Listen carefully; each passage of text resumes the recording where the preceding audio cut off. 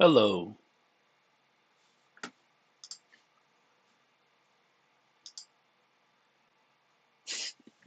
Okay.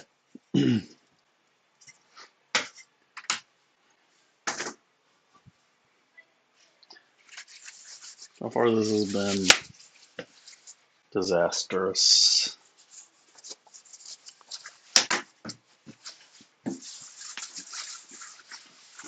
But it looks like things are moving now. So, all right.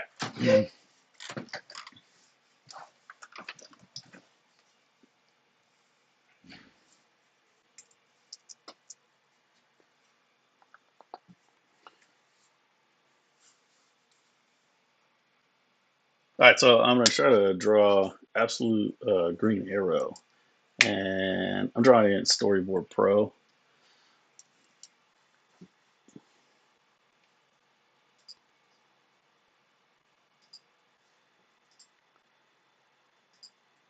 Because this is what I can only stream from my computer right now. So, this is a program that I usually draw in, and yeah, so I'll go through and I'll talk about like how I approach a drawing a little bit. You can see I found some references to the character. He's brand new. I don't really know anything about him. I haven't read any of the Absolute Universe stuff. I watched some videos, like on Variant, I think is the name of the channel. I watched a few videos about Absolute Batman and Absolute Superman. But I might try to draw next. Seems like a kind of cool character. Let's see. So I already like obviously you can see I roughed in just like a simple pose of the character. And sometimes I'll do this just to get familiar um, with the character, with the costume, that kind of thing. He has kind of like a crazy bow that's made of these two um, looks like machetes. But I guess one of the things about the absolute universe is very over the top. So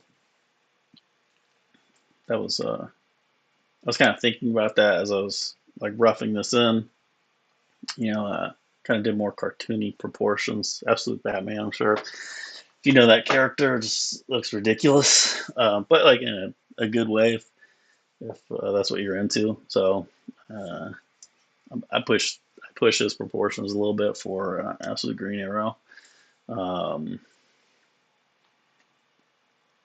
Yeah, I guess maybe going off of the shape of the bow here, I kind of was thinking about him as being made up of sort of triangles. It's like another thing that it's good to do.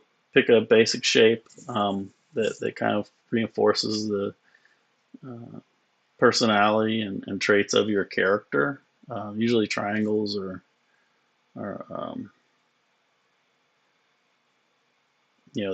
they come with like a certain amount of information about the type of character.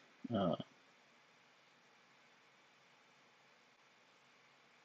Squares are stable. Upside down triangles can kind of represent maybe sort of more of like a villainous feel. I don't know if he's a villain. I don't think he is, but I could be wrong. Um, but anyway, those are the shape that I most see with him. So I kind of made, actually, if you look at the whole composition of the figure, I mean, it's just a standing pose, but it's sort of like a triangular shape here overall. And then, like his head, kind of a triangle, again, triangle here. Um, his little arrows, obviously, triangular. So it's good to repeat those shapes throughout the figure if you can. Creates like a continuity. So yeah, I said I'd be drawing this like start to finish, which is kind of like not accurate because I did already rough this in, but I'm also just getting comfortable with like live streaming, and like I said, I had kind of a rough start, and I don't know, for some reason it wouldn't work, and then I got it to work somehow, and then I spilled a soda everywhere. So uh, it's been fun. Hopefully things will improve as I start drawing, which I'm about to do. So yeah, and if anybody thinks of any questions about drawing, about Storyboard Pro, about storytelling, um, yeah, one of the things I want to do is interact with people. I enjoy talking about art and story. So um, if you're also interested in that, then yeah, hit me up with questions. I will say that I have a microphone. I can't get to it right now, but in the future, hopefully the audio is gonna be better, and just like the overall presentation, I think will improve each time I do this. So that is my plan. But yeah, let me get the drawing. I don't really. It's kind of thinking about what I might want to do for the background. I'm not sure about that yet, but we'll also show. Um, so this is like the first time I ever drew this character. So again, I just got the simple instead, kind of like this standing pose. But after this, I might try and sketch out some more sort of like action-oriented poses, and for that, I'll just show you. I found some Archer reference right here. So I have this. It does look like Absolute Green Arrow's bow is a little different. You kind of see it here. Looks like he holds it underneath, almost like there's a handle or something under there.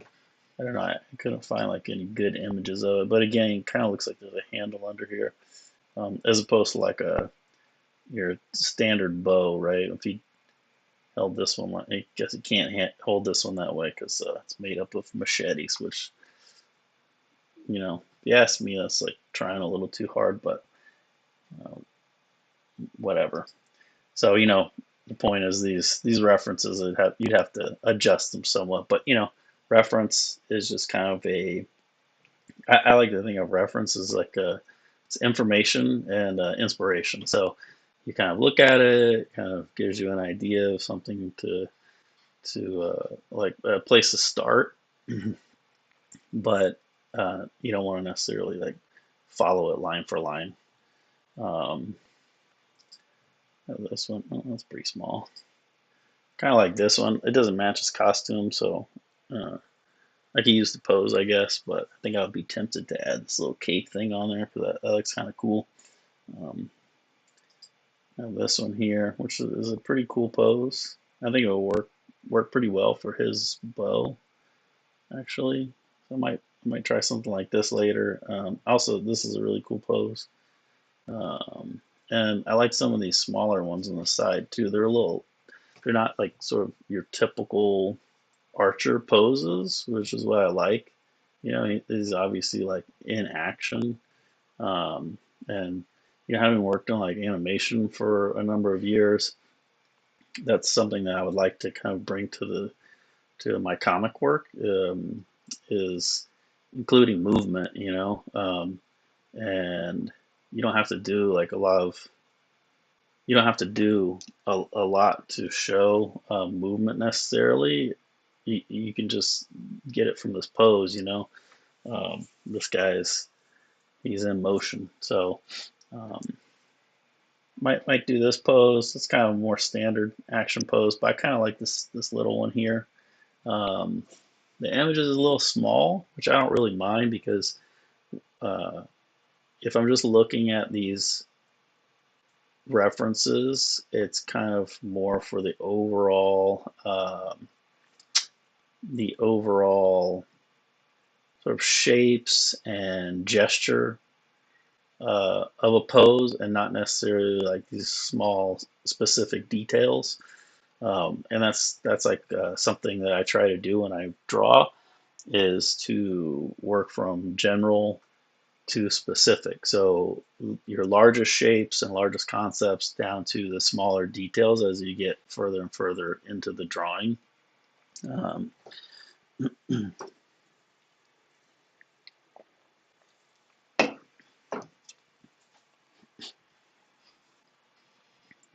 just realizing that you can't actually see this, what I've been talking about the whole time. Let me move it um, into Storyboard Pro. So I can just drag and drop this. Yeah, there we go. All right, so basically, if you just remember all the things that I just said, um, and apply that to these poses, So I was saying like this one's kind of cool. It's like more of a standard action pose. This one's a little different, and I kind of like that. It doesn't bother me that the references is like fairly small because I'm looking at like again these general overall shapes and actions, and not so much like the specific details.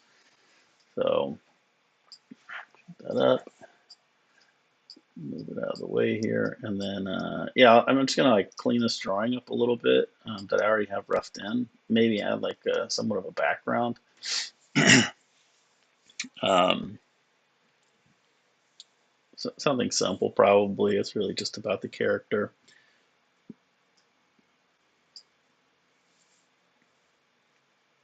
At this point, this initial drawing is really just to get familiar with the character and the details. Again, like one of the cool things about comics is that each artist sort of draws the character a little bit differently than another artist, and you can see even from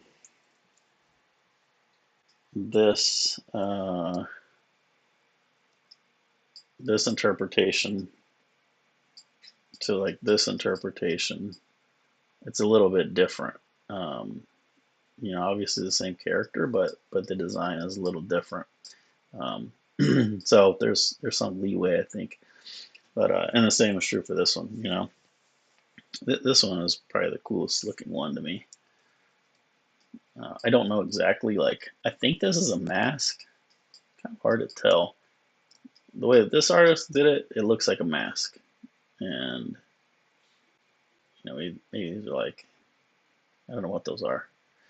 Kind of looks like a mask. You see like a chin under there, but then the mask looks very organic. So uh, I kind of handling it like it's a mask. This one looks less like a mask, so I don't know.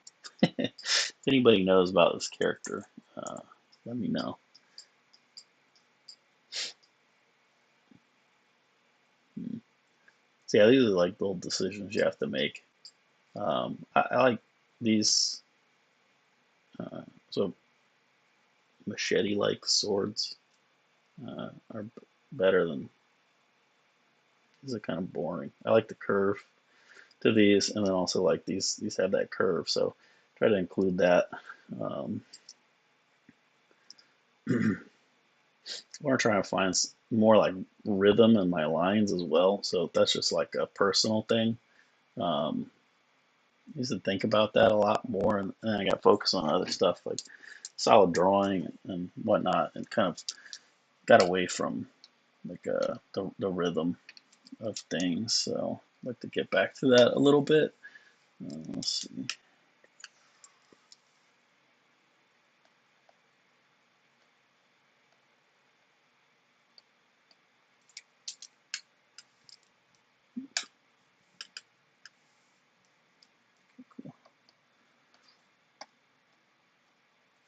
Oh, I should.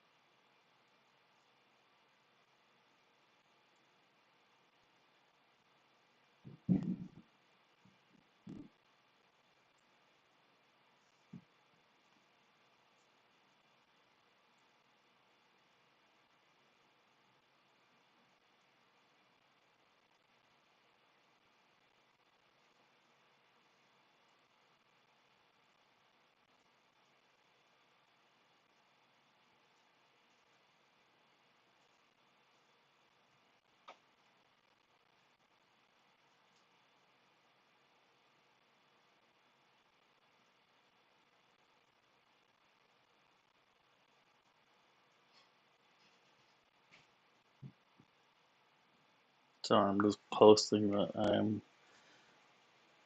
live on here.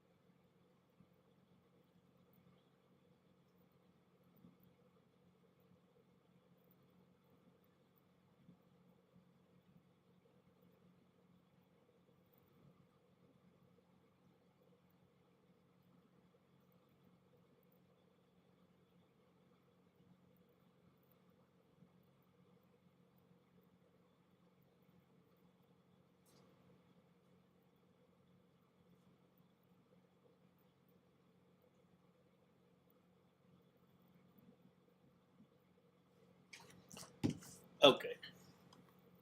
Man, that took a long time. All right. So let's see. I think the first thing I'll do is I'm gonna shrink him down a little bit.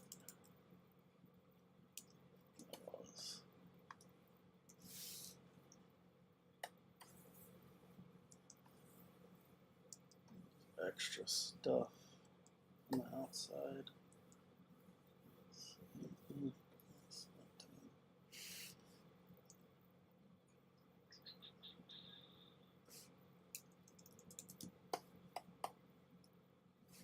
One thing I like about drawing in Storyboard Pro is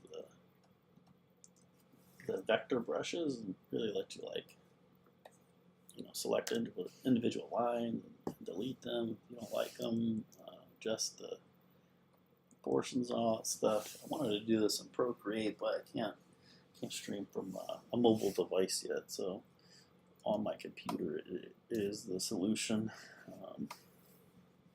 Oops.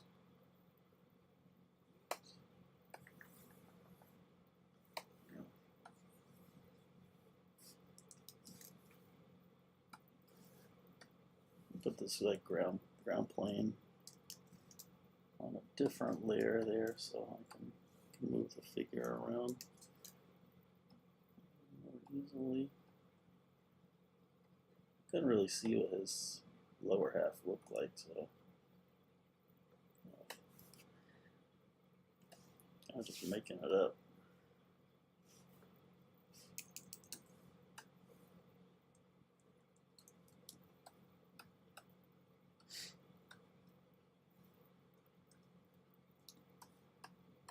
All right. Well, after a long preamble, we'll get into it.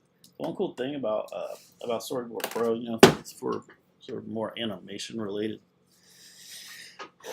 kind of work, storyboarding, and I guess you can animate in it as well. Is the light table. It's nice, if you're on a layer above your rough layer, you can turn on a light table and lightens up your lines for you. Wish Procreate had something like that, but it doesn't. So I'm just going to use this basic round brush. To find the right size. So normally this would be sort of a horizontal format to match your TV ratio or screen ratio, but I set it up so it's actually the ratio of like a comic page. I might start roughing out comic pages in this, and then my process will basically be do my roughs digitally, print them on Bristol paper, and then draw and ink them traditionally. So I used to work that way, and it worked pretty well. Doing your roughs digitally is kind of nice. I mean, this is all obvious stuff, but it allows you to kind of edit things more quickly and move a little faster. I personally prefer to draw everything out. A lot of people, I guess, trace over photos for their backgrounds and whatnot, and to me, like, I don't like doing that, and I don't want to do that because it takes away a lot of opportunities for creative decisions. You know, it's cool when an artist kind of like adds their style and flavor to the characters, but also the backgrounds. You know, to make it fully integrated. You want your characters to kind of live in a world that matches um, them and their design and whatnot. And when you're just tracing over a background, photos of the background, or even just running a filter over a photo, um, I think you're missing out on a lot of opportunities to add your opinion into things. So I had a teacher at the Academy of Art that she would always say, her name was Barbara Bradley, and she was kind of like an old school illustrator. Worked with all these like amazing old illustrators. I want to say in Chicago, if I remember right. And she would always say like draw with opinion, and I didn't really understand what she meant at the time, but I think basically it's just, you know, add your flavor to stuff. Like, how do you see things? You know, if you're just tracing over background photos, like, anybody can do that. You know, I mean, some people do that better than others, and the better artist you are, the better it's going to sort of like come out. But at the same time, like, you know, you can lose a lot of chances to add your own stink on stuff. You know, so it's more work to draw your own. It's harder, but I mean, I enjoy drawing, so that's how I think about those things. But anyway, let's actually like start to draw. I'm just rambling now.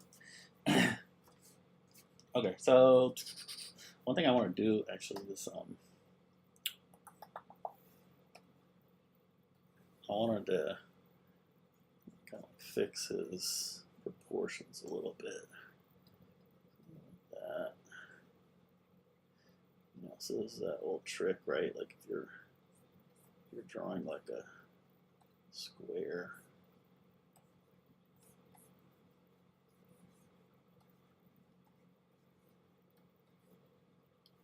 You want to find the center. You know, you X out the square, and then that kind of gives you the center point, which I was pretty close, I think, as far as that goes. But I think his arm maybe should be a little further over, and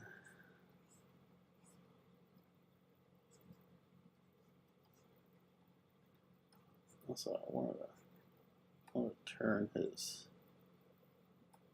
hand outward, like so you're seeing sort of the palm of his hand. I'm kind of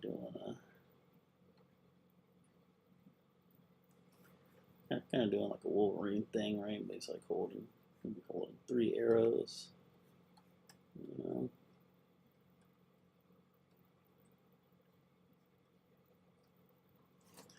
Something like that. I don't know if I'm going to add his, what that's called, the quiver on his back. I don't know if I'm going to add that or not. might get in the way of his like overall silhouette, which is another thing to think about. So as I said earlier, you know, drawing a Storyboard Pro, man, you have these vector lines. I can just grab these and get rid of them.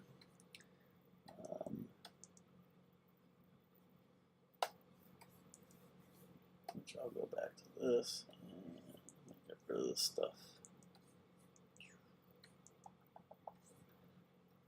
And also, stretch that out, kind of like that better.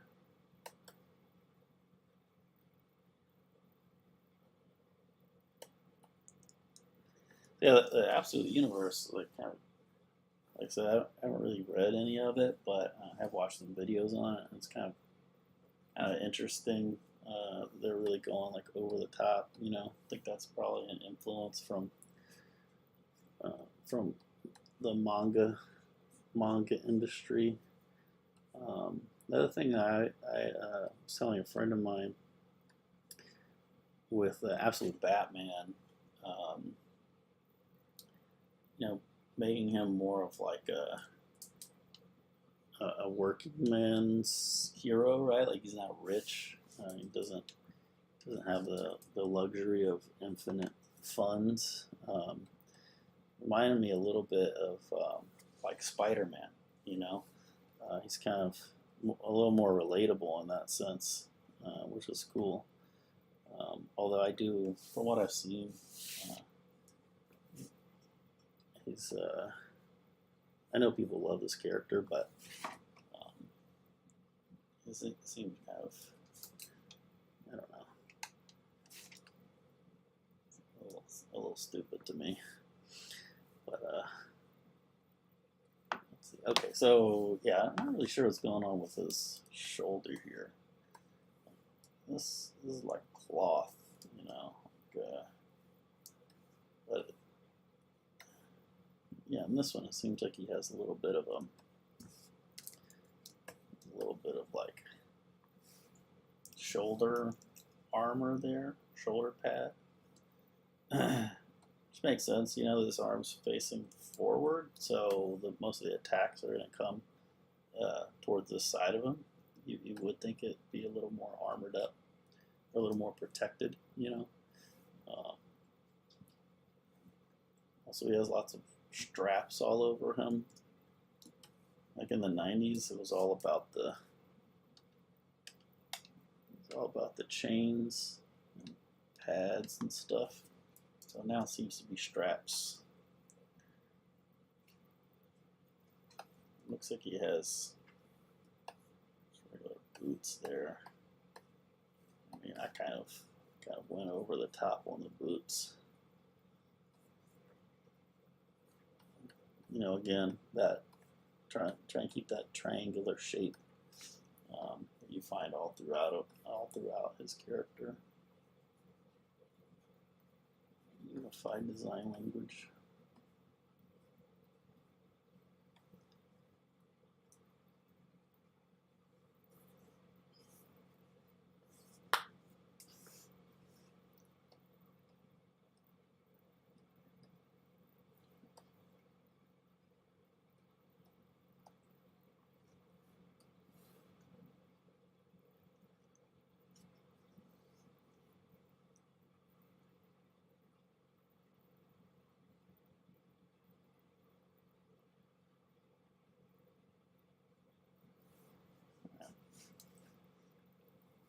So I think here, I kind of have it roughed in. I'll check I'll check the proportions. That's what I'm doing on this layer here, and sort of tighten up the drawing a little bit.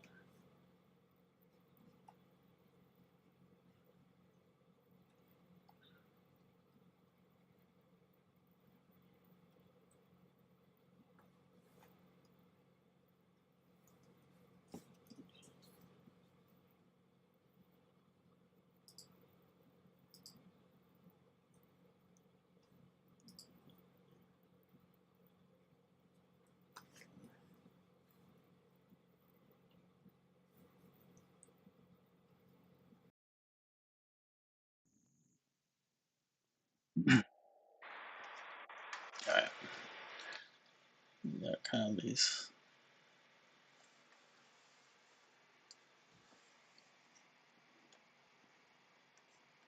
I like the armor shoulder, like little segmented armor pieces on the shoulder. Makes sense. Adds a little like variety design wise. I have like a difficult time kind of just drawing exactly what's there. I always end up adding my own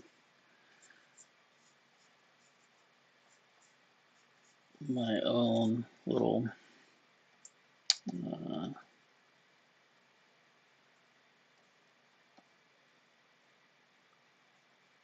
details to things.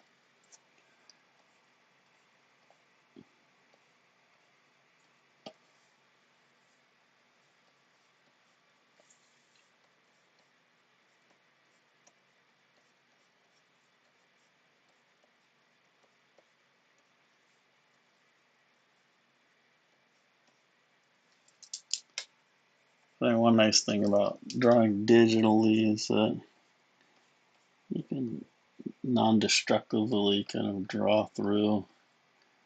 So I think he's holding on to something, like a peg or whatever, um, underneath the bow there. Yeah, so at this point, I'm basically just trying to keep things pretty loose, and just start to rough everything in.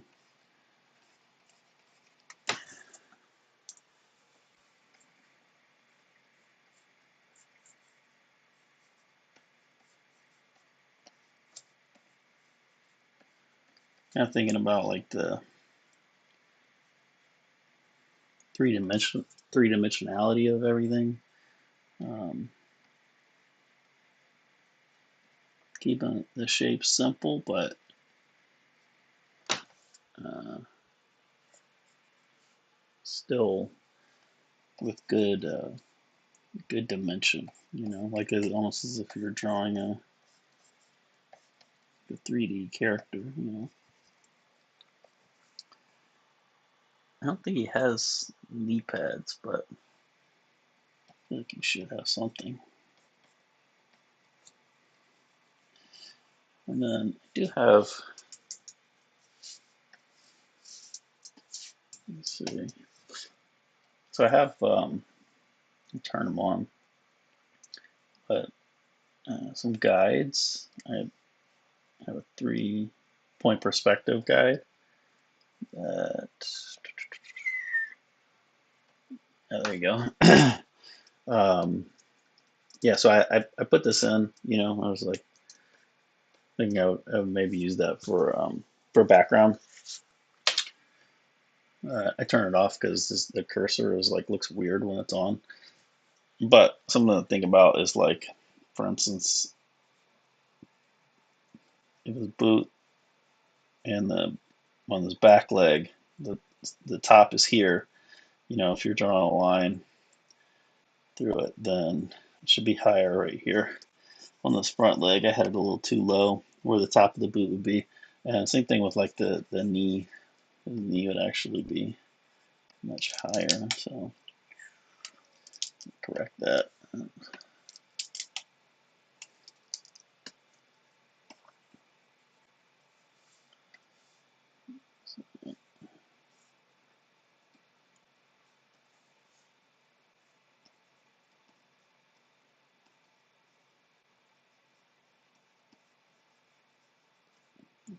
It's a little too high.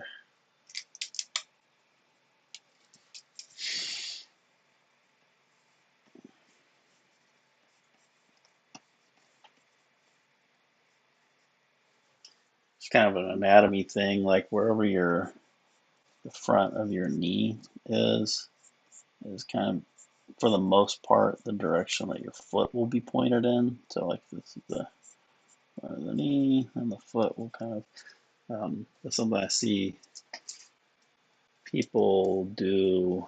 I'm going to turn the guides off really quickly.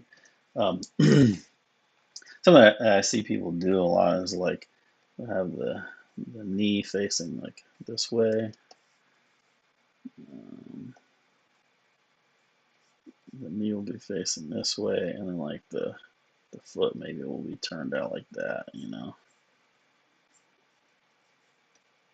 but it's like the knee would have to be facing this way as well. Yeah.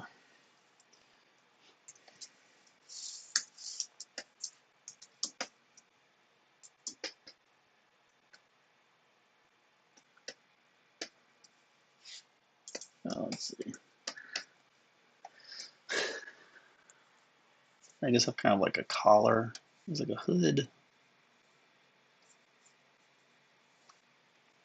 Looks a lot like Taskmaster to me.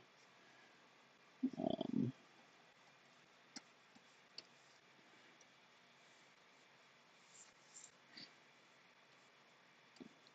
Buckle on here for this strap. I saw one of the references I had like kind of a different shaped buckle. Again, it's like, kind of includes this triangular sort of shape throughout all of his design. So that's kind of cool. Um,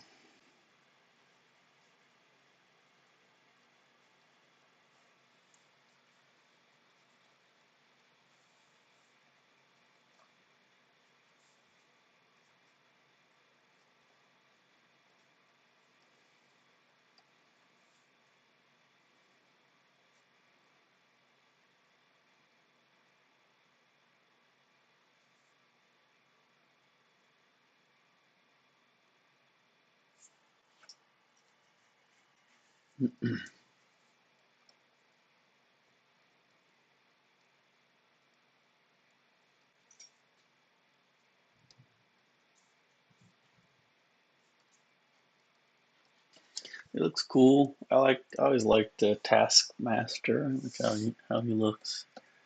Um, Kind of neat. All right, so I think that's pretty solid. I think I'm gonna turn his head. In my original sketch, I think it's turned more this way. I'll make his head a little bit bigger too.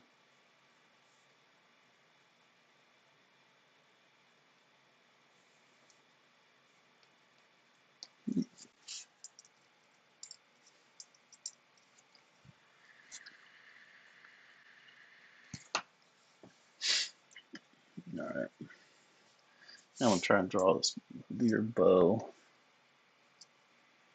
So it's kind of like these two blades that one reference shows it better. I don't know what these blades are called, but they look cool.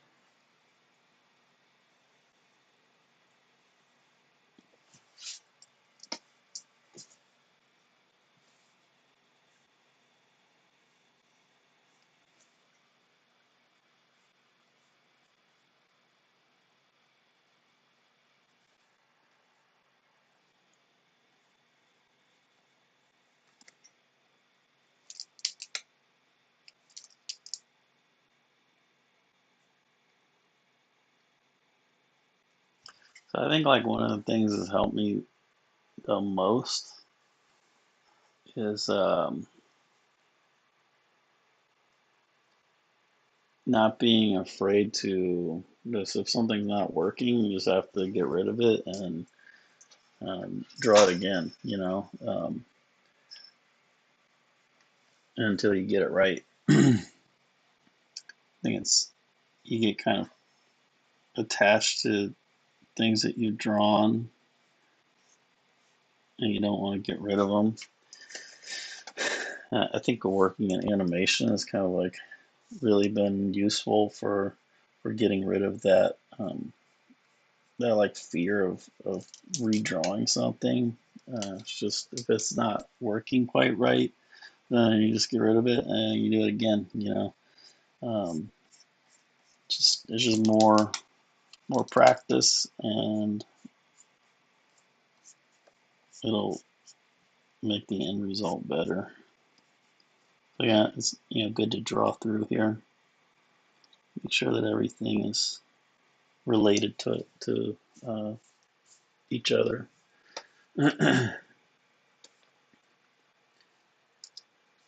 Yeah, this thing is like tricky to draw. So,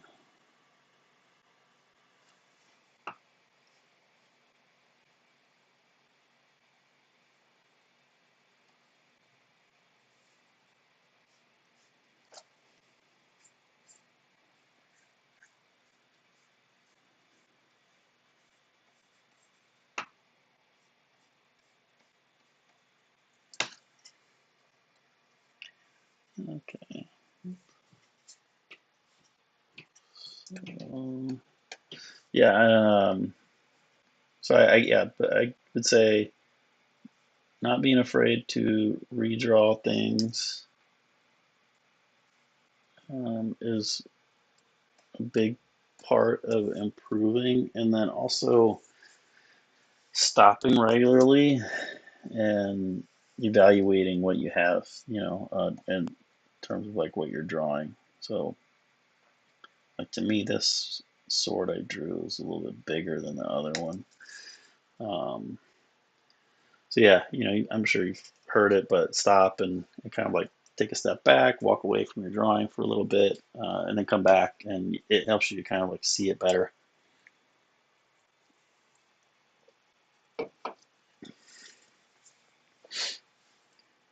Also, flipping your drawing. I see a lot of artists that are like professional artists, that would really benefit from flipping their work a little bit more. It really helps you to see it, um, with fresh eyes. So that being said, I can't remember how you flip stuff in this. Let's see.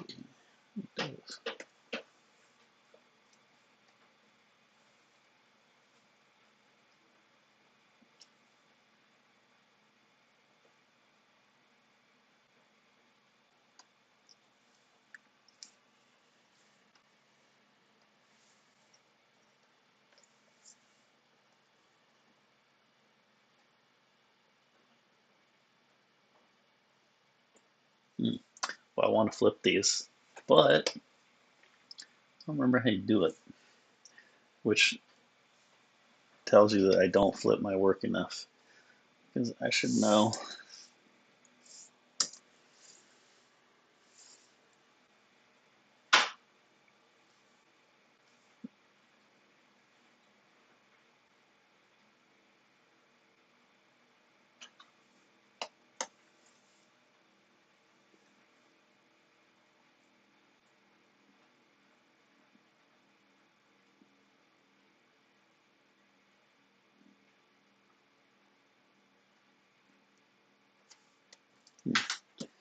Let me look this up real quick.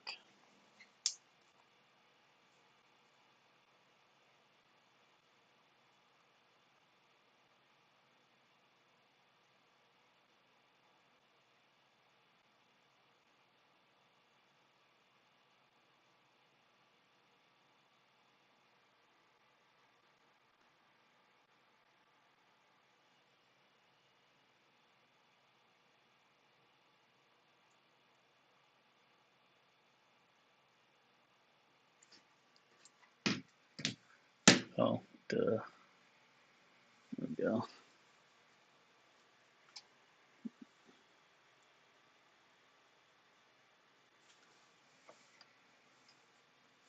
think it looks okay. I'm gonna do something now.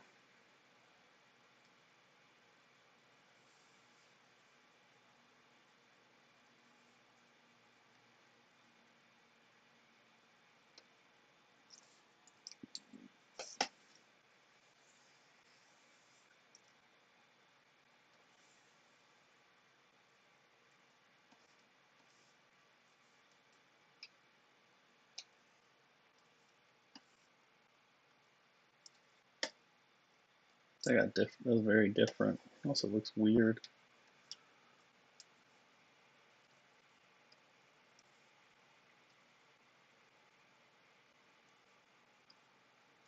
I could just duplicate the one I like, but I don't like to do that usually.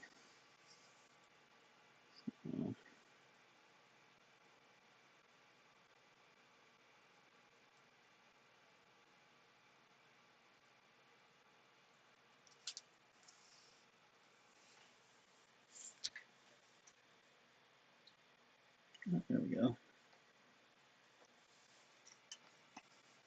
Got it. I knew I knew how to do that. Start talk and draw. Whoops. That's another thing. If you're working digitally, don't forget to save your work. Now it looks way bigger than the other one. I'm gonna reduce it in size. Part of it is like if something looks weird, even if it's like quote unquote right.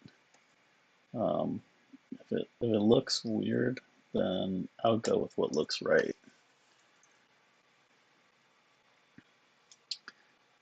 All right.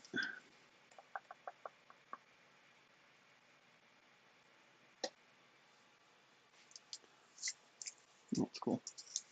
Okay, and there's like these little things on the side here where the string attaches. You got that.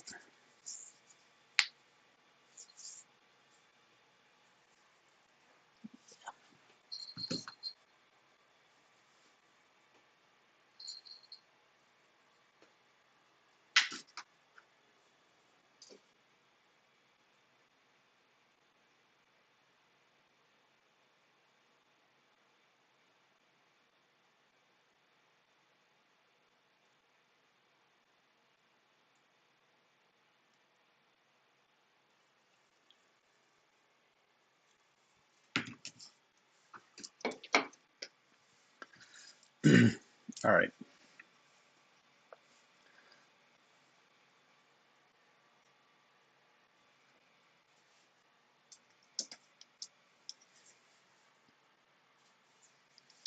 You see on this drawing, it's kind of like this cool pattern um, on the handles there. I like that. I'll probably simplify it a little bit. It looks cool on a cover, but if I were drawing that a bunch of times, I'd probably just maybe make it like 3 or 4 of those things,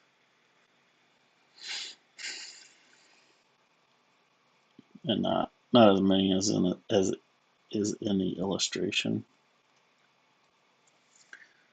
Um, I like the idea of sort of like cartooning more as opposed to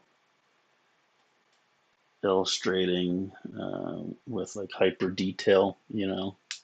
Um, for me personally, like I don't think that that's like totally necessary to tell a good story. And sometimes it gets in the way uh, if you're just like overwhelming people with details. So um, I try to limit it somewhat. I still go overboard a lot of the time. It's a hard habit to break. And it's not that it's like good or bad, just for me personally. Uh, I like I kind of want to try to simplify things more. And I reference this little symbol here as he's going. I don't really know what it even is supposed to be. Um, I kind of like it turned maybe, so like where the shaft of the arrow sort of goes in between, almost like it's a groove that it sits in. That makes a little more sense to me. Like you lock it in there and then fire it through that. So that's what I'm going to do with mine.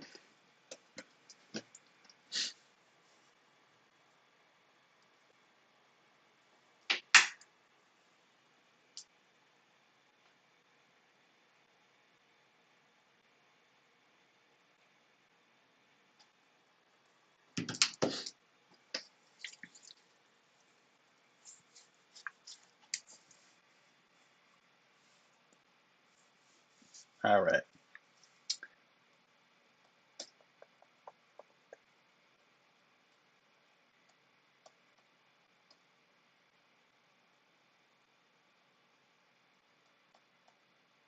I was checking it to see if I like lost any details in my second pass. And I think there's like these little straps on his boots too, which I'll add those back in.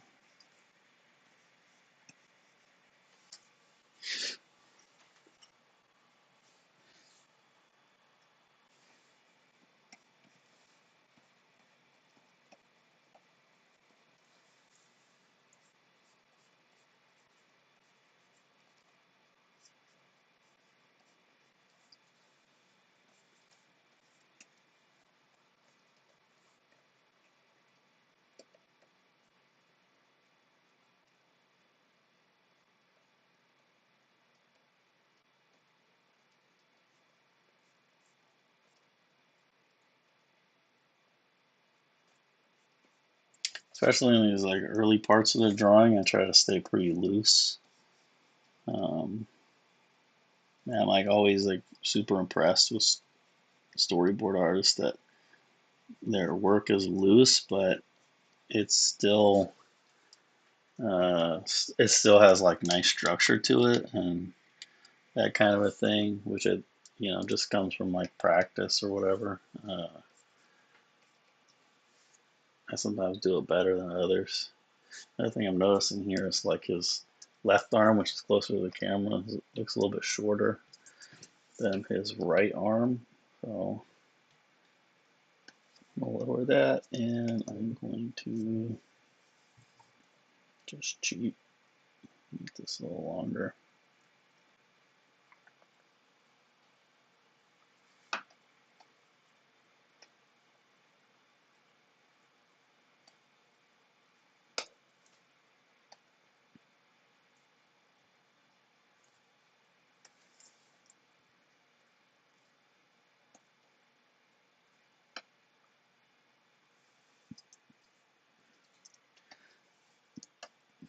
Cool. I'm gonna try and work out his face a little bit.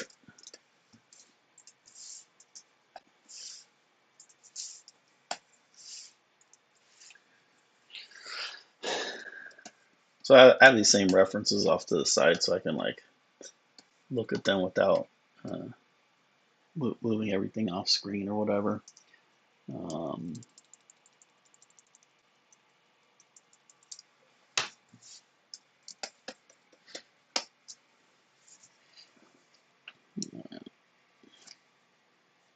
so here I'll kind of just try to go through and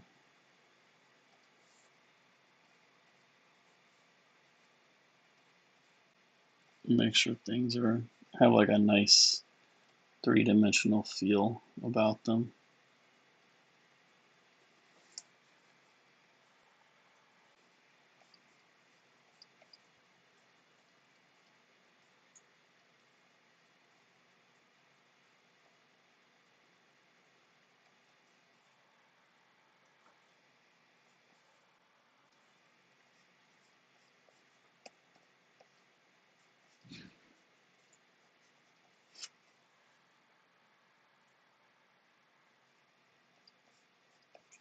It's hard to tell what's going on with his masks.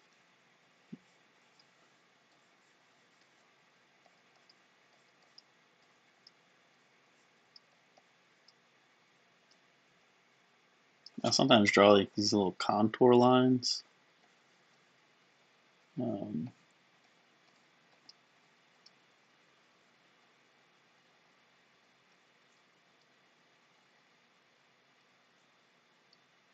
to make sure that the dimensionality is there.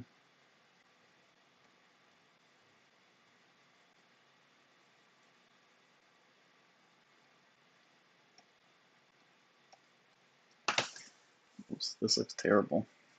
See, when I back away from him, I'm like, oh, this doesn't look very good. Yeah. So back to the earlier message of like, don't be afraid to toss it out and start over.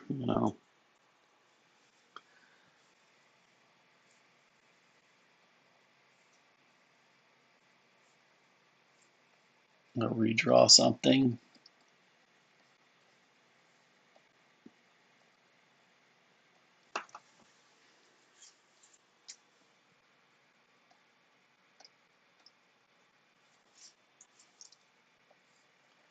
Getting a little too busy even with the light table on. I'll do that sometimes, go in and like, yeah, just too much going on. It's getting confusing, so I'll kind of clean up some of the lines a little bit. Um,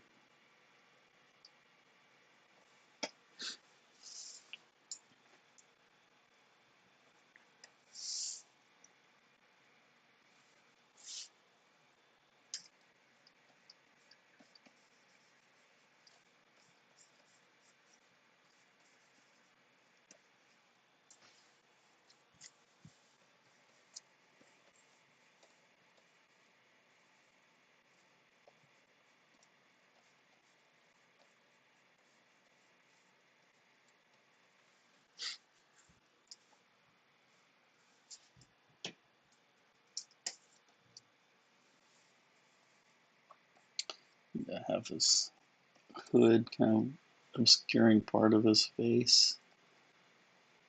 That's cool.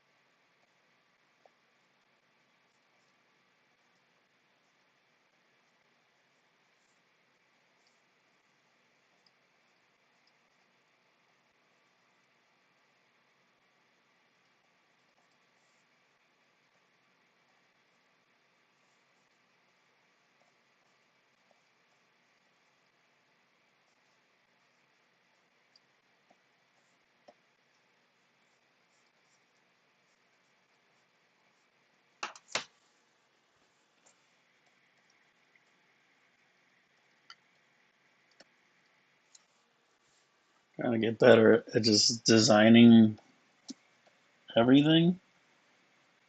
Um, One of my favorite artists is J.C. Leyendecker, and like I think one of the reasons people like his work so much is that he designed like literally everything, every little shape and shadow and little mark in all his paintings. Like he, you can tell he like consciously designs those things to have an appeal to them. And like just personally, I can sometimes get caught up like, oh, like I'm just trying to draw something like the right way or whatever, and you kind of like lose sight of the design, and then it just doesn't look very good in the end. Um, so trying to be better about that, and try and make design decisions about like pretty much everything that you're drawing in the moment. That actually came from working in animation as well. Like my storyboard drawings didn't look very good, and I mean, it's still not what I want them to be, um, but I noticed like other artists, even their storyboard drawings, like they kind of look cool, and it's not really like the point of a storyboard, but um, I don't know, it does help when your stuff looks cool. So try to be a little more conscious of that, um, design everything.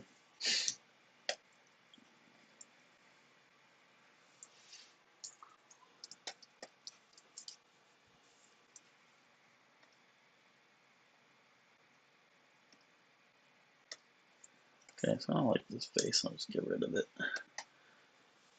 All right, I think I'm gonna try to start doing some final lines here. Finally, it only took what, an hour. I guess it's not that bad.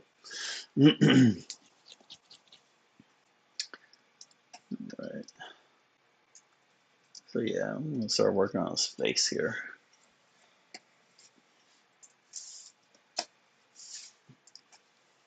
I sometimes go to like a slightly smaller brush. Um, kind of, I think about it like increasing the resolution a little bit on the drawing. Um, see, I can already tell the structure on this face isn't like exactly where I want it.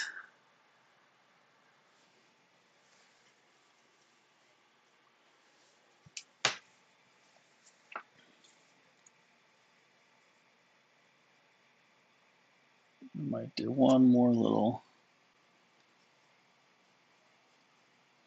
Just looking for like the underlying geometry under things. Make sure that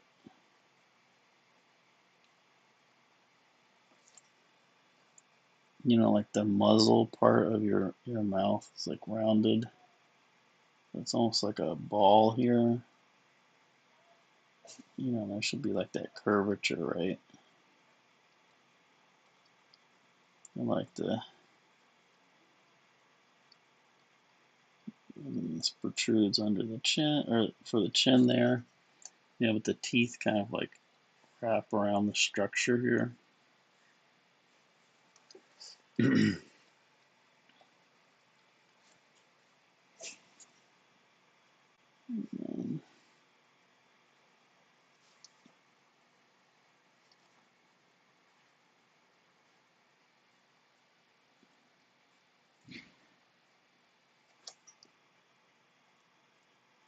The curvature of the brow there.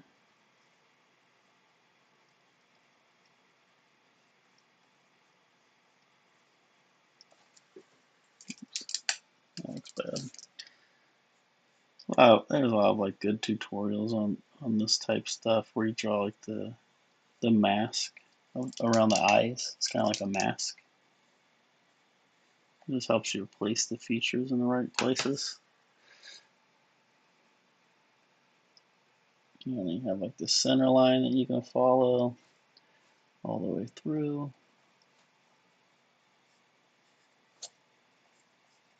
I'll do this sometimes too if like it's not looking quite right. Try to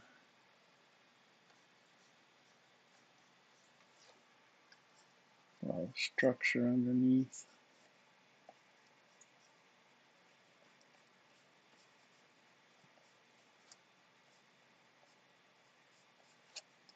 This is an upshot, so the chin or the jaw should be sort of more foreshortened.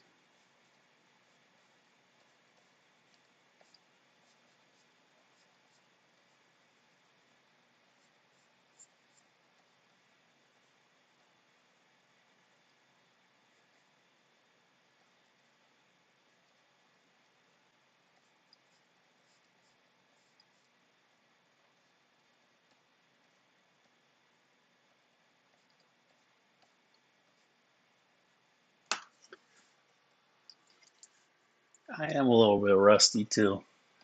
Haven't been drawing as much recently, so I might keep this and then just like lower the opacity on it.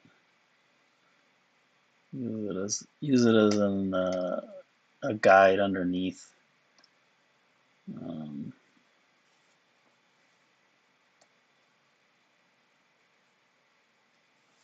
I might actually draw another thing on top of that.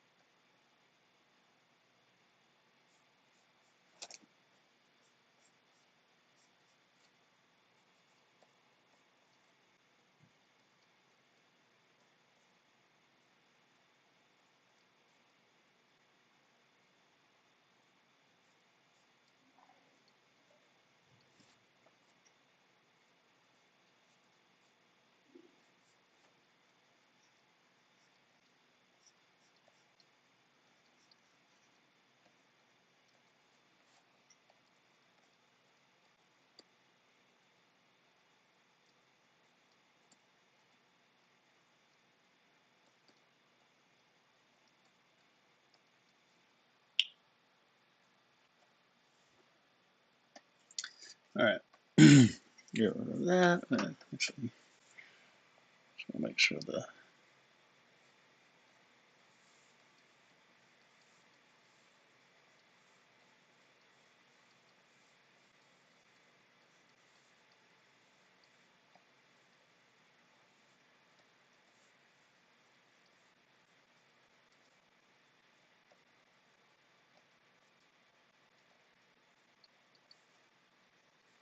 would be good for drawing Skeletor too, which I don't know. I've heard mixed things about the new He-Man movie, but um, I think that looks pretty cool.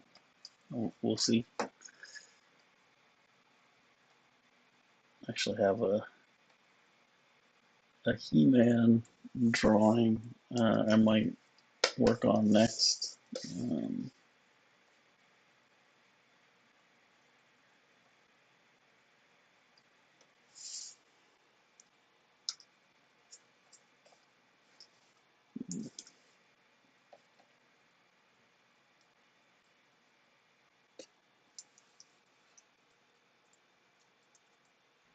that looks very small. I actually make this a little bit bigger. It's cartoony and whatnot. I've seen some like very ridiculous Batman drawings where his head is he's got like a pinhead, and while it's supposed to be kind of over the top, I get it. It like sort of pushes the credibility to me a little bit. So I want some of that, but I don't want to look too silly.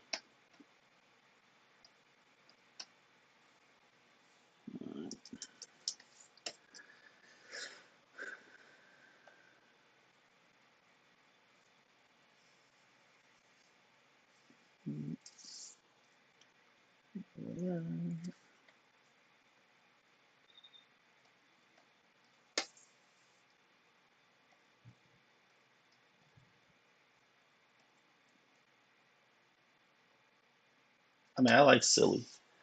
Silly's not bad.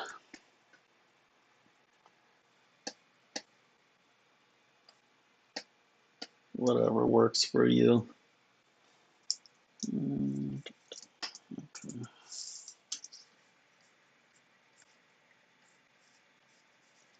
So now I might like once I have the structure down to what I like, I might try to go in and sort of like find some flow to the figure.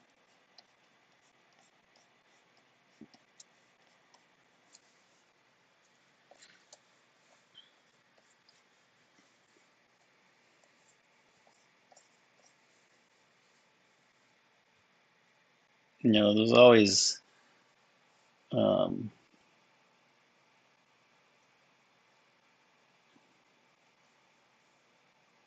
I don't know how to describe it. There's all throughout the figure you have these balances and counterbalances, right? So like if it's higher on the outside here, the contour will be like lower here. Um, you get these like angles back and forth throughout the figure. You find that like all throughout the body. So that's something I try to think about, right? Like so if it's um, like the ankle bone is a good example, right? So your ankle bone on the inside, I always think high inside, low outside. So the ankle bone on the inside, it kind of comes out and then goes at an angle across, and then the not that extreme, but the outside bone is on the lower side, and then that carries through into the foot. So then you have that, that, that. Yeah. So, I mean, this is not a good looking foot, but you get the idea. It's more about the concept than the execution. This looks like a horse foot. But yeah, I'll look through the figure to try to find these angles. You've probably seen like drawings that do this, right? They kind of sweep to the outside. It's just finding these rhythms. You can find them all throughout, which is cool. It adds like a nice continuity throughout your figure and makes them look more appealing. You can overdo it, I think, to where the figures to kind of look a little rubbery. Um, like the inside of the calf muscle here is higher on the inside, and then more gradual and like lower on the outside. All right, so I think I'm ready to start finally doing more of the final lines here. I'll start with the face, why not? Um,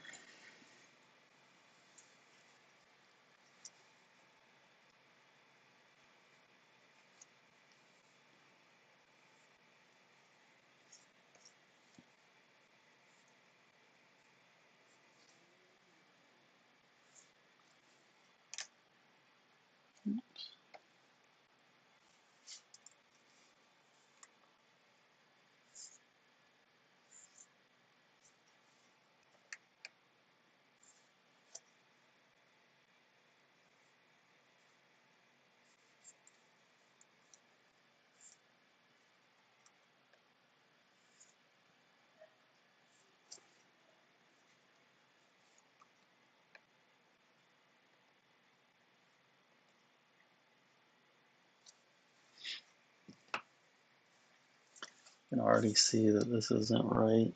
The eyes are crooked.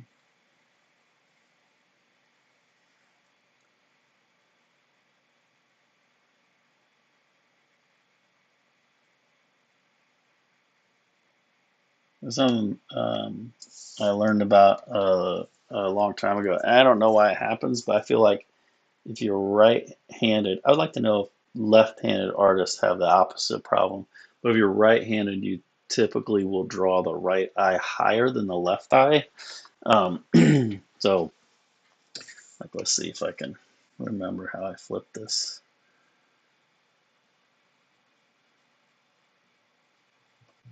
Let's use this. It looks okay. I think it looks better than it would have if I hadn't adjusted the eyes a second ago. I can see that the nose is now off. It should be further this way. Yeah. Yes, it looks better.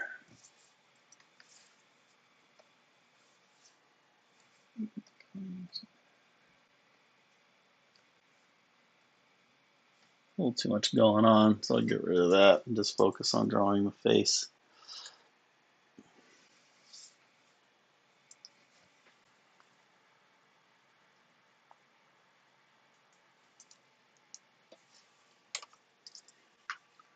Don't forget to save your work.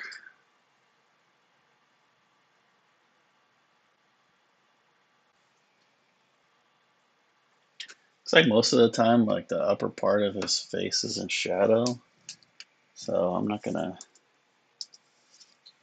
draw that brows. I'm just gonna focus on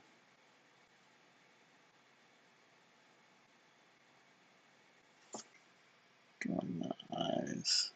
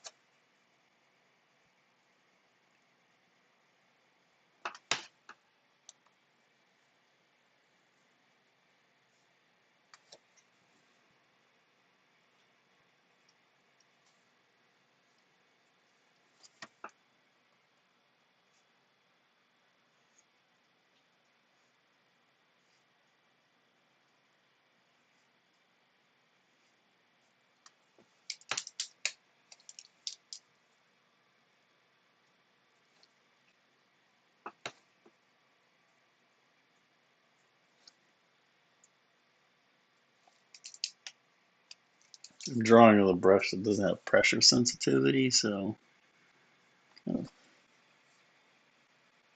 forces you to. It's almost just like drawing with a pen in your sketchbook.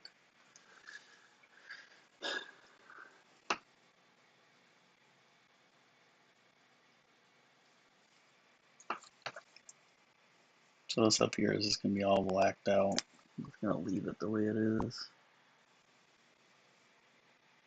I'll draw a little bit of his neck here. But that's going to mostly be in shadow as well.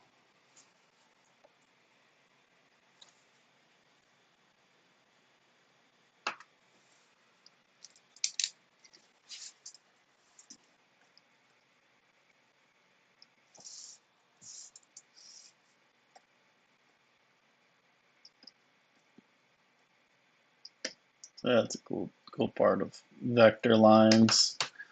You can just move them around. It's also helpful since there is no pressure sensitivity to be able to adjust your lines like that. I mean, this looks pretty bad.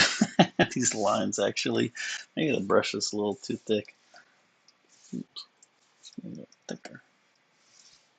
It's kind of like an in-between there where one step down is too thick, one step up is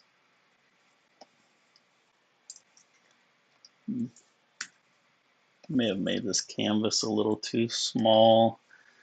The brush is already at its smallest size, basically. Clean up some of these layers.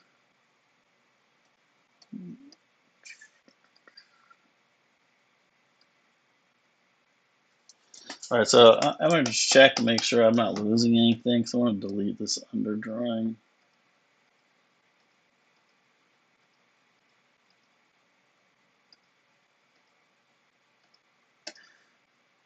I'll just leave it off. I don't think I need any of that anymore. I can just go off of this. Turn this off. Oh, that's why it looks so bad. Okay, that looks a little bit better.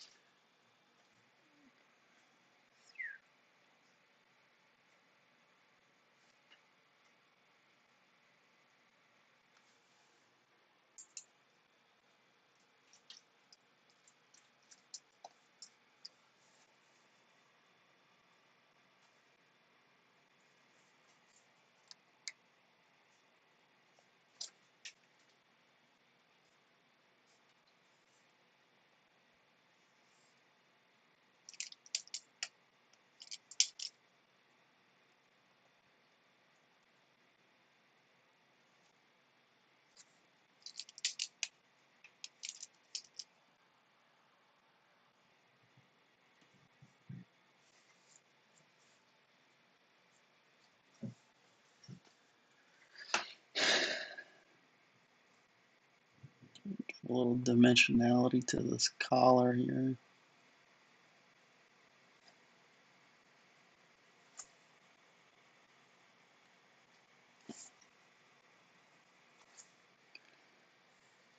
Yeah, it's kind of like a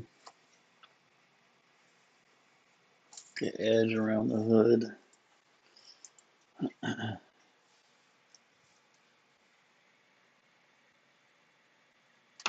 It's like a slightly different color.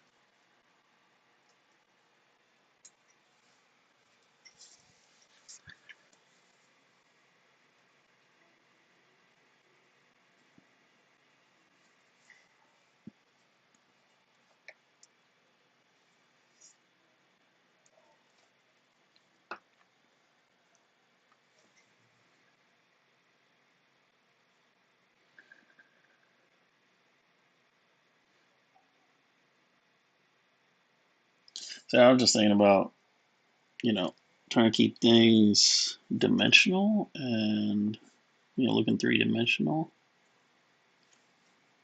making sure the forms that like wrap around do so in perspective, and that the lines don't start to look like too lifeless and boring. Still want to keep some spontaneity to the lines.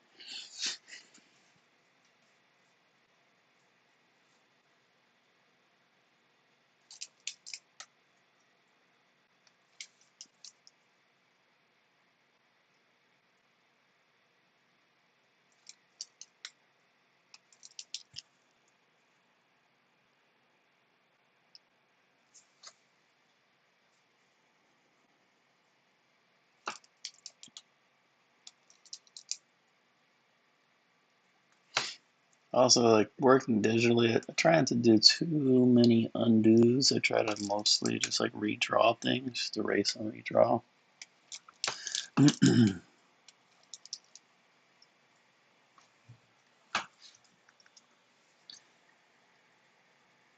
You just keep things more lively that way.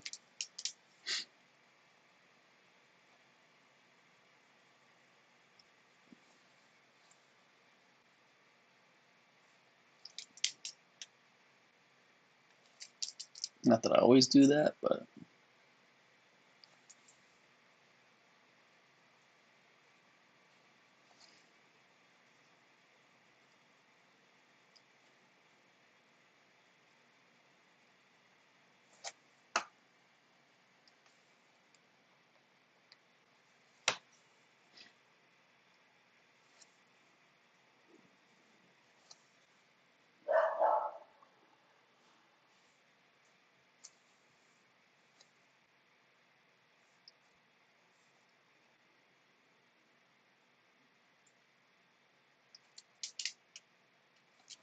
kind of hard to tell what some of these costume details are, but I don't know. I just try to make something up that looks decent.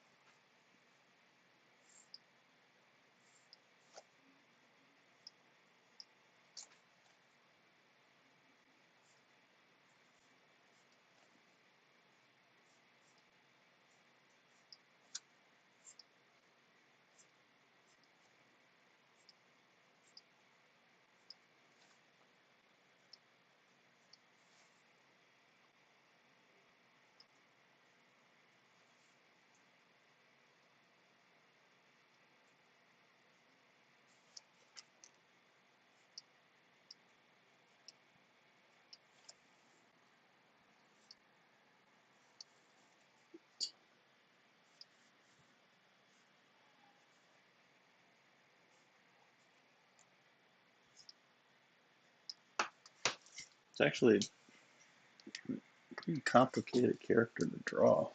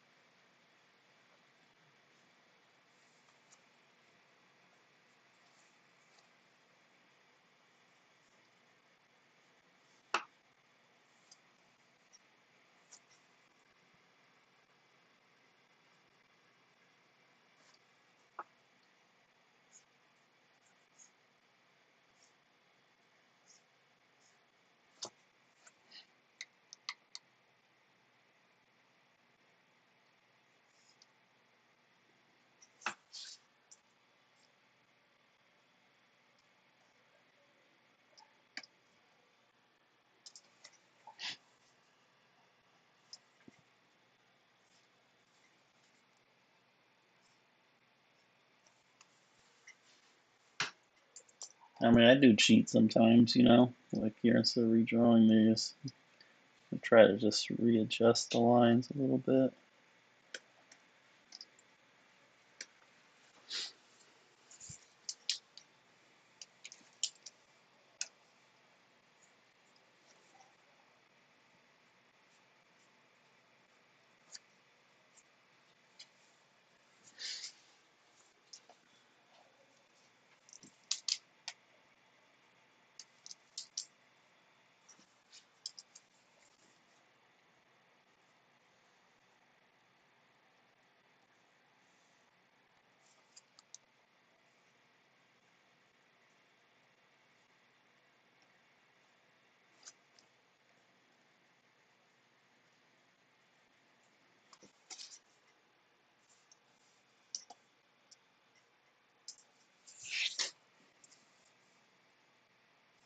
It has like a little flap in front here.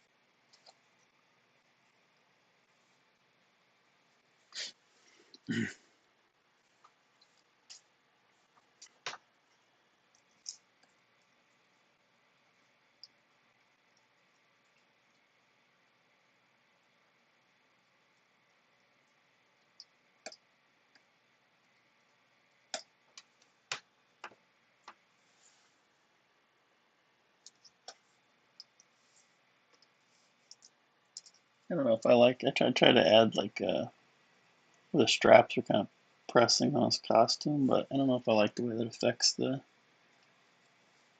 silhouette. Although it does make it feel, I guess, made out of fabric.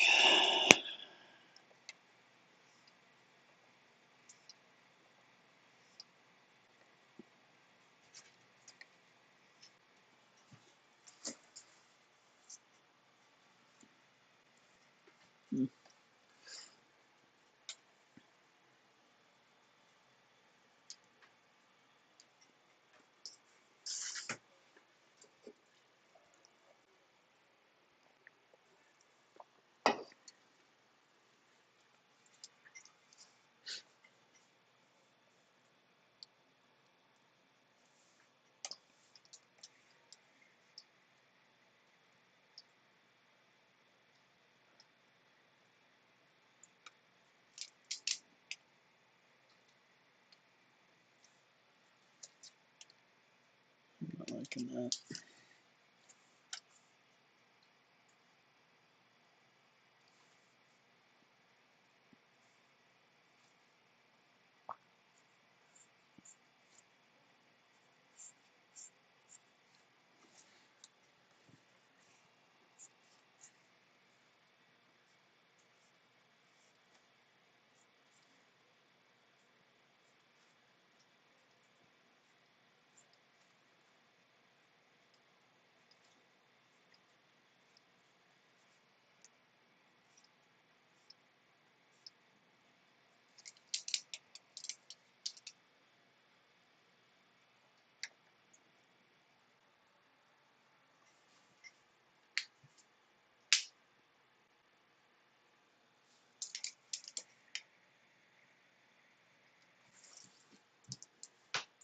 Starting to make some progress.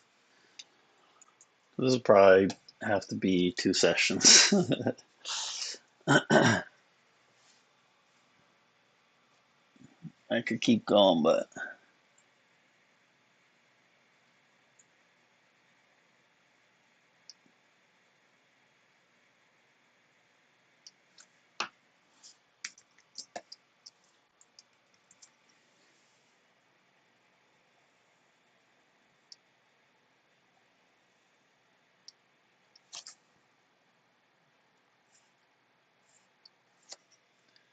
and how interesting it is.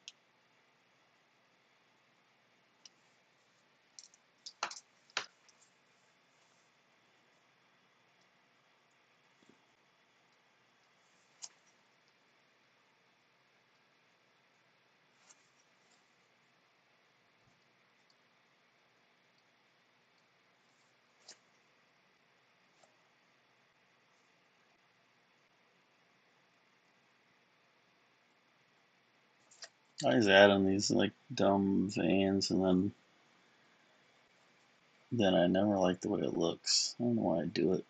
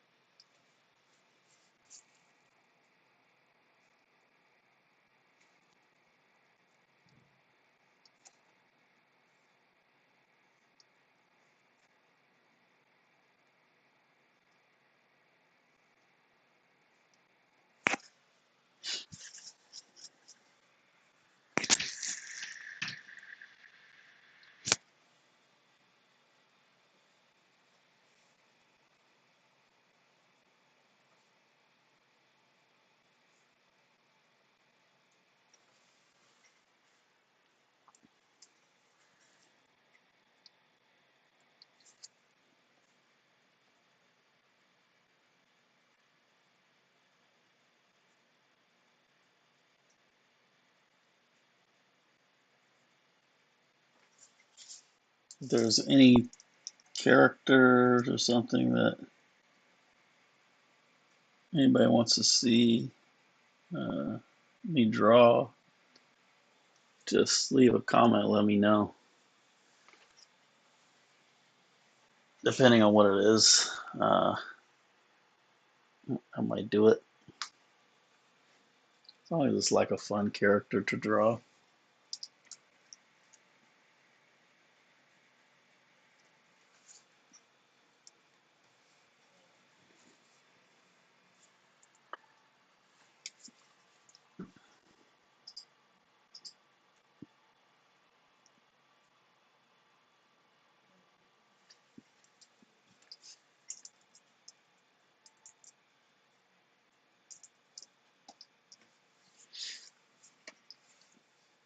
All right, I'm gonna draw the bow on a different layer, and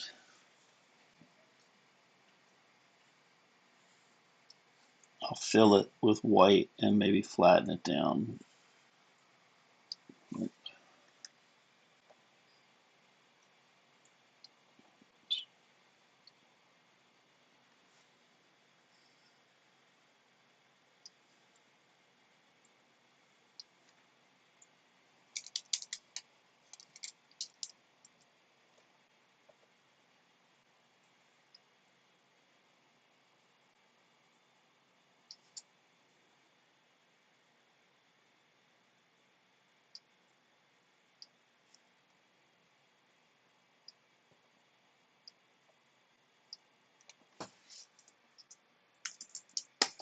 I have to adjust this because there's a really bad tangent right here.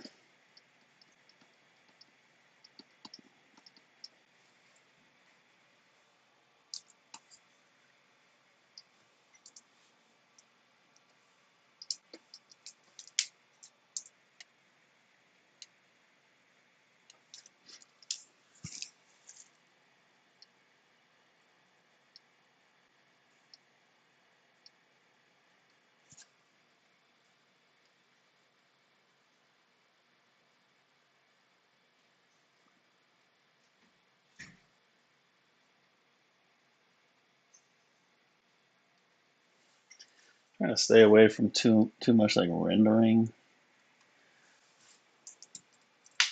Kind of like the more I take out, the better things usually look. Um,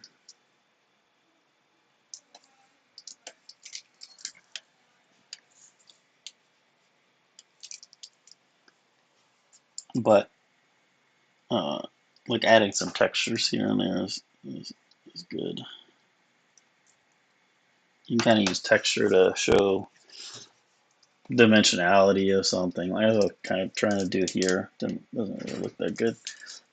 But if you use some like some lines here to kind of show the contour of the handle, of these wraparounds from the grip, is good.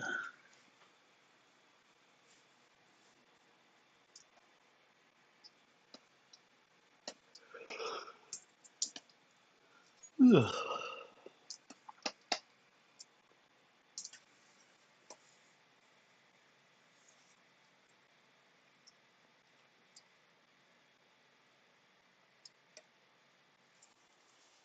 Coffee.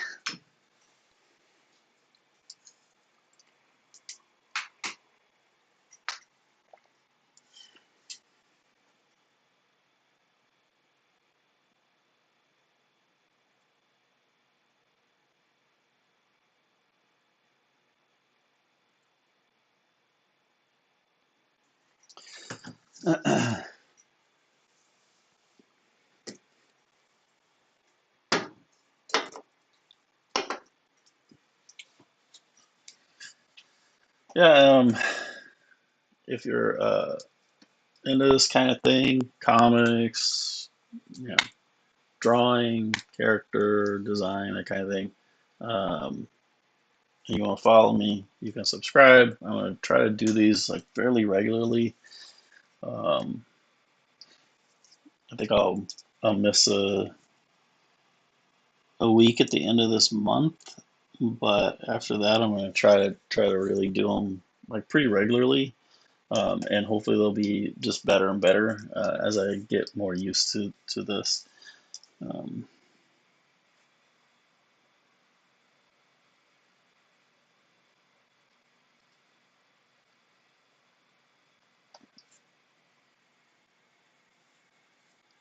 and yeah, I mean,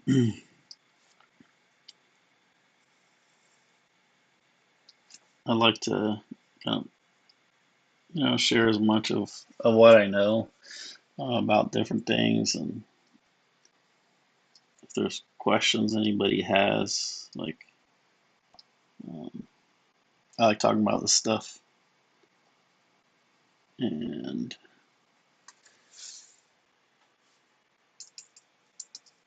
to me, that's like interesting. So if anybody else feels that way, I can think of anything, just oops, just comment, and I'll try and talk about it. And ideally, um, start having some conversations here, with people, and um, possibly doing like maybe some critiques too, if that's interesting or wanted.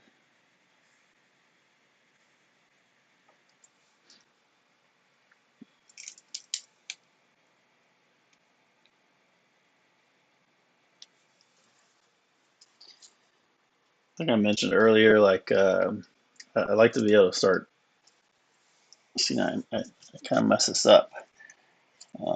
You can see the front side of the handle of the blade here, but then on this side, it's like the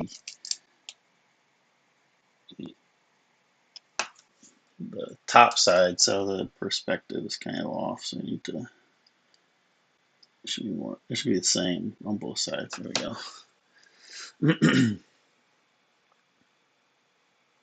But yeah, as things hopefully grow, and I get to that 1,000 follower threshold, then I think I'll be able to stream from like my iPad. I've been doing some of the comic stuff on the iPad, so that's like what I originally like wanted to do with these. I was just only able to do it on the computer, which is fine. Uh, I haven't done any like comic layouts like in Storyboard Pro. I could get Clip Studio, I guess, and do it on that. But on my iPad, I'm using Procreate. I'm kind of used to that now. Um, but like I said, I have to have I think 1,000 followers to be able to stream from a mobile device. So that's like kind of my next goal. If I can get there, I'd like to get there as soon as possible. Um, and be able to start streaming some comic page layouts and whatnot as well. Post that stuff on my Instagram, everything, Instagram and TikTok and YouTube are all Stags art. So uh, if you're new to my work, that's where you can find that. You can find my work at Stags Art and all those places.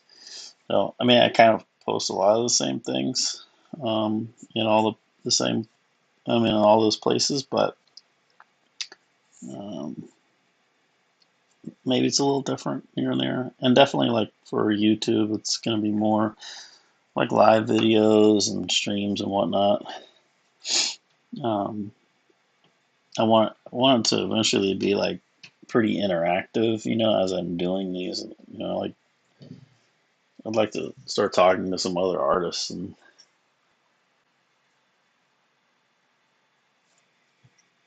that kind of stuff. So I'll add some like little details here and there. Um, these like seams. I don't want to add too many seams. I think this stuff should be fantastical. You start adding seams and it's a little too realistic. Kind of takes away the fun of it all. But I like adding some wrinkles because it's like another good way to show dimension, three dimensionality of an object without actually having to like add a bunch of rendering.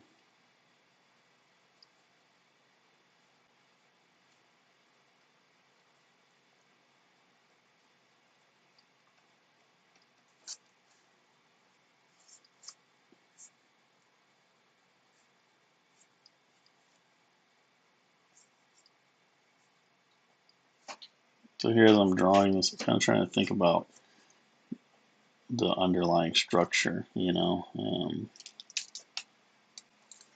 I'm imagining, here's where the quad muscle would be, and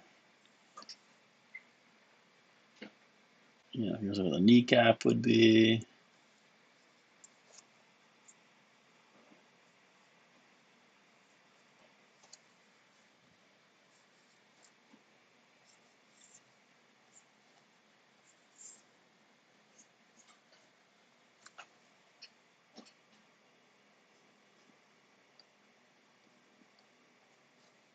I don't think this is actually what his boots look like, but I mean, the way I draw them is looking ridiculous.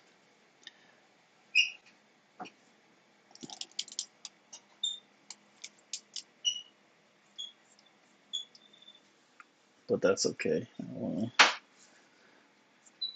I know I said otherwise about the heads being super tiny on Absolute Batman, but kind of like these weird feet.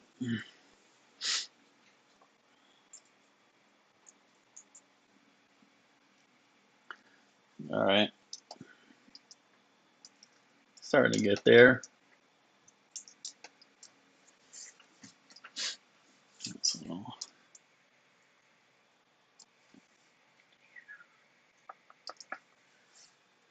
finish that up. Now I'll check like where the line from his bow is hitting everything. You can see like right here is a little tangent. So I might actually do all that and just try to lower it.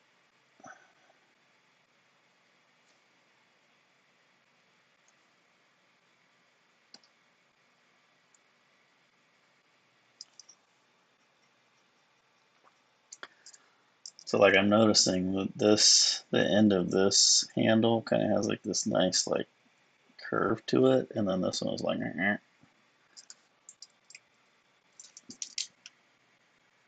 gonna try to get that same shape working over here on this side.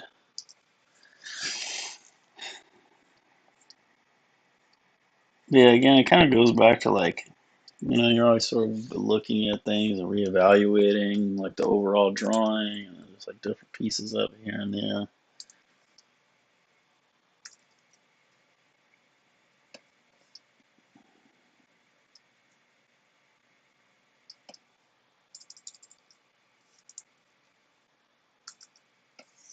And I have it that tangent again with the side of the frame.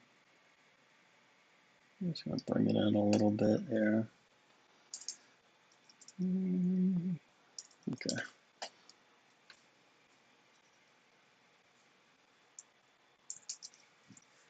Save that. Let's see.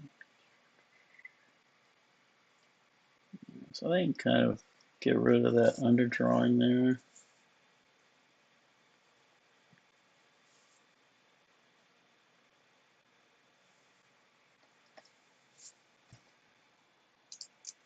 I think this lines up a little too high.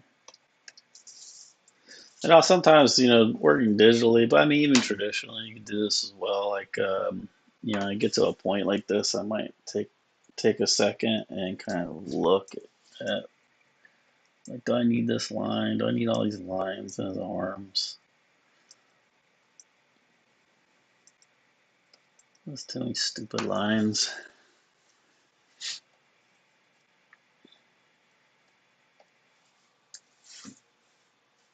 Plus, I'm planning on throwing some colors on this, so I can add some of the could develop the form a little bit with color. So you don't necessarily need a bunch of lines to do that. There's nothing wrong with it, it's just it's a choice, stylistic choice.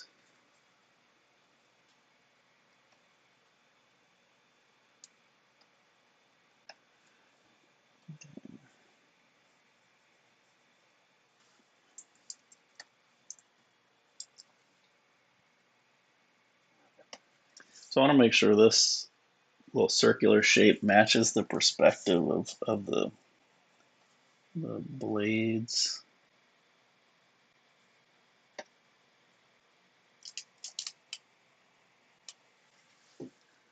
it's mostly okay.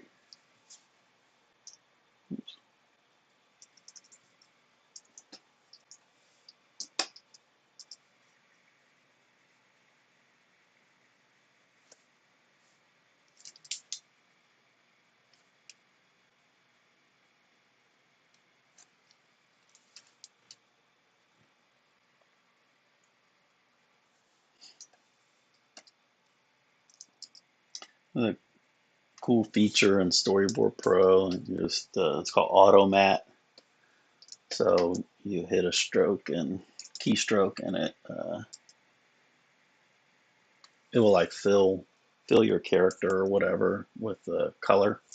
So it's not, you can adjust the threshold on it, but it's not always like super precise. I know some people don't like to use it because of that. I don't really know if it's any faster or not than just doing it by hand, because you end up having to like sort of refine it. I still use it though, so let's try it here. See what I'm saying? Didn't really work, so I'll do it by hand.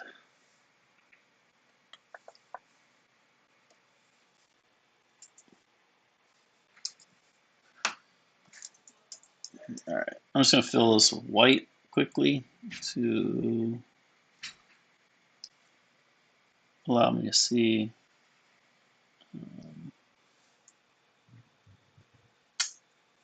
To not see the drawing underneath.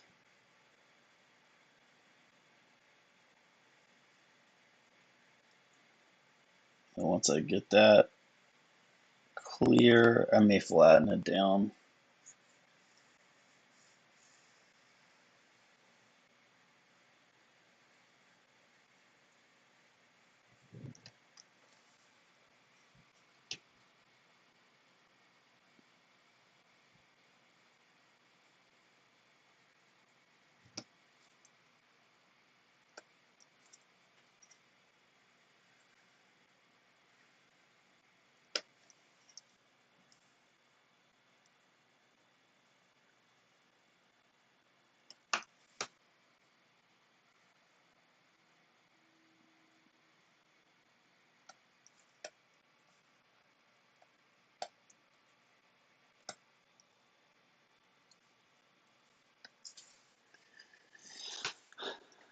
There you go.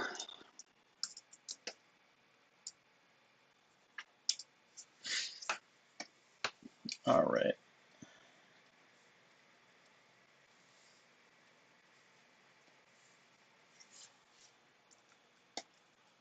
The cool thing about working in Storyboard Pro or just like with vector lines is some of the little details that I'm adding in that feel like too much right now because it's all black.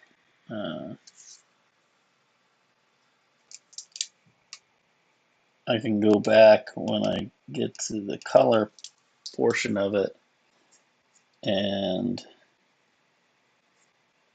actually change those lines into a color so there's a little less contrast.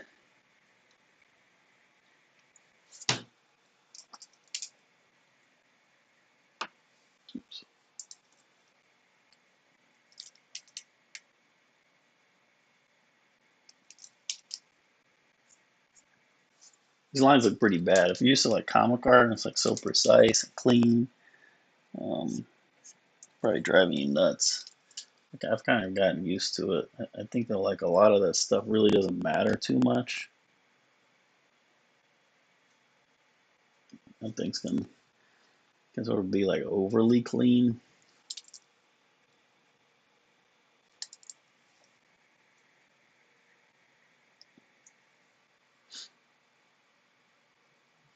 It can get a little sterile, you know.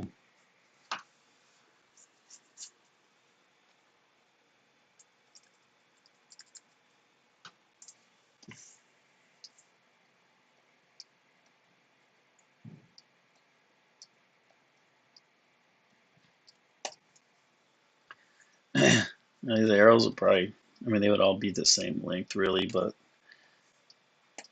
it kind of looks better if you have sort of a hierarchy, they sort of form their own little triangle there.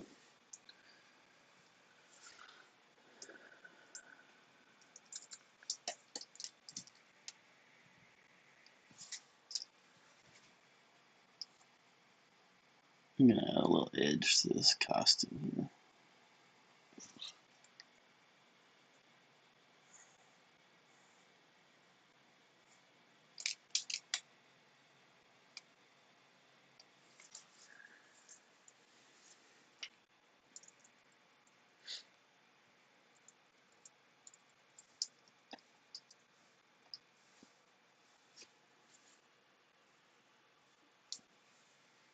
This tangent I just found.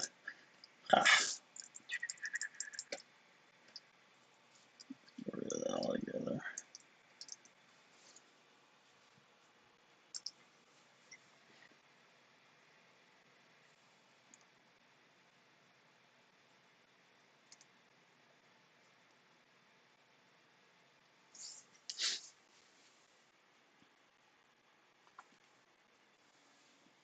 I had some different things I wanted to talk about, but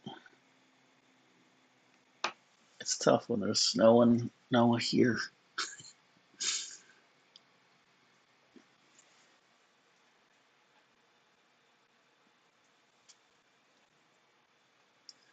I flipped it actually. Now his arm. His arm doesn't look like it's in the right position to me.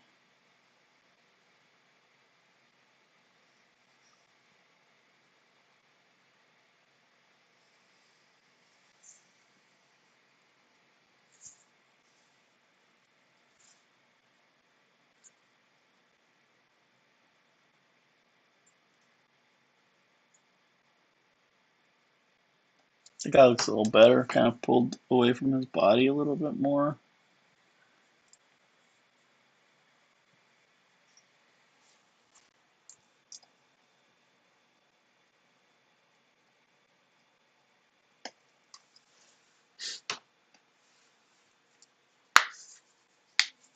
Makes for a better silhouette.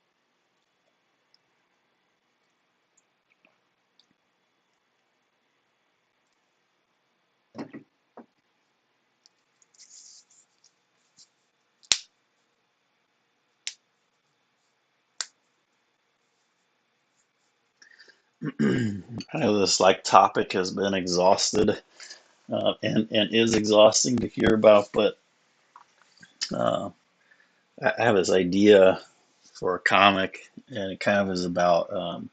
It's sort of just gonna be about like art, and the characters will have like names that are sort of based on like artistic techniques and things like that. I think I've seen things like that before, um, but it's also going to be about like AI, right? And so like in this world, um, AI has kind of like become a part of everybody's life, sort of like what's happening now in the real world. But um, things are like going pretty well. Um, Everything is like cleaner, and um, things are operating like efficiently, and it's like made like the city safe and whatnot.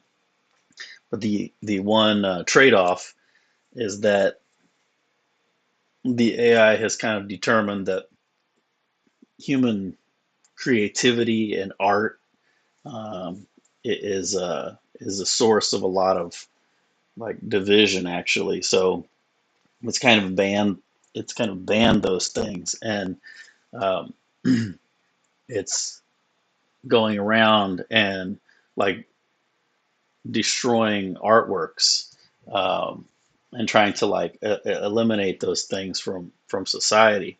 So there's like a group of people that uh, are resisting this, and what they do is they go around, they try and rescue these artworks before they can be found, and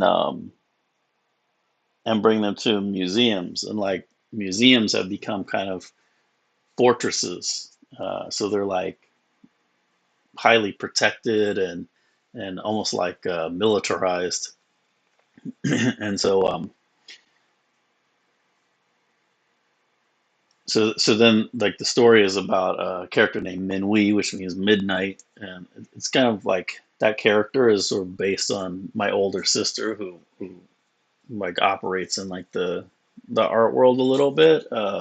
She works at the uh, at a gallery, and she had a cat named Minwi. Actually, that's where the name came from. So I kind of combined some aspects of her with this cat that she had. So she'll be like a courier class character, and what they do is like they kind of go out, and like if they hear about an artwork that's been hidden from the AI, they go out and will try to recover that and bring it back to like one of these museums for to protect it. And then of course like the AI will have its own agents that cause problems, and the resistance characters will have to battle against, to recover some of these artworks and protect some of these artworks. Um, and part of the conflict will be a portion of the society are actually like happy with what's going on, right? So to them, it's like an okay thing to trade off human creativity for safety and efficiency and like abundance of other things. And so they're kind of anti this resistance movement. Um, so they're kind of battling against this AI, but also just against like your average person sometimes that is kind of for what the AI is doing,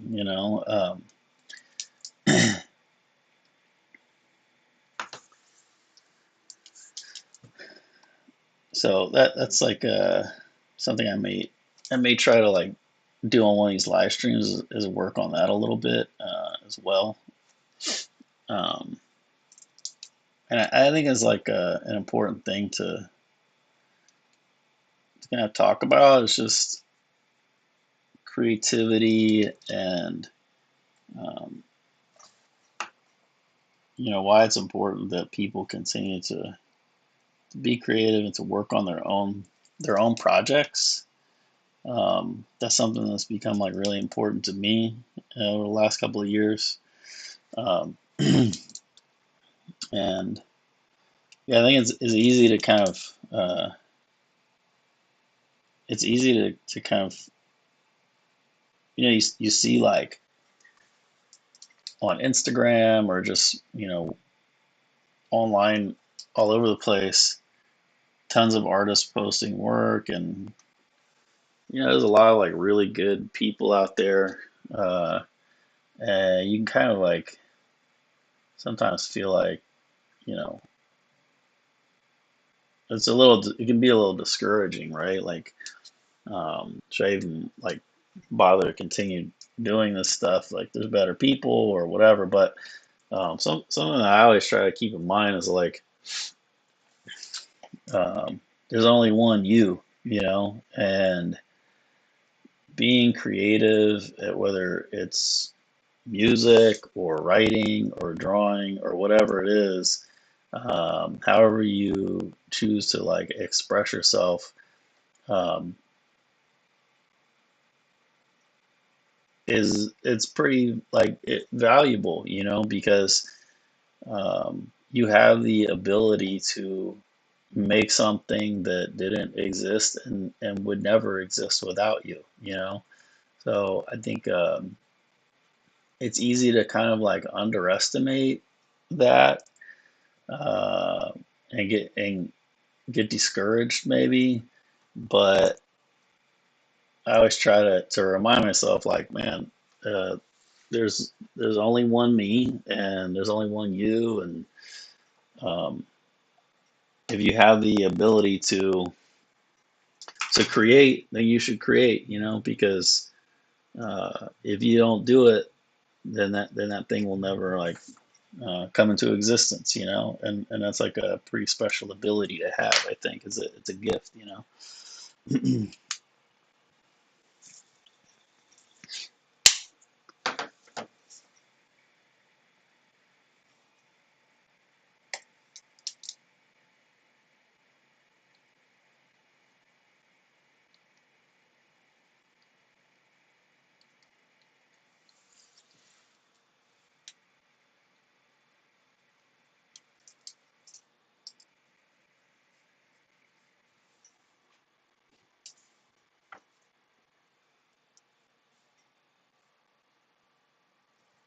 Check the audio. One of my headphones just died, so hopefully can still hear can still hear me. Not that what I'm saying is all that important, but maybe it is. Maybe to somebody it is. Don't underestimate yourself.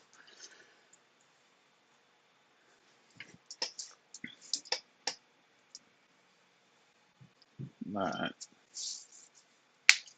Yeah. So the bottom line is just if you can create, if you have that like desire and ability, then keep doing it because it's more important than you think maybe. All right, so I'm just gonna add some like little details here and there,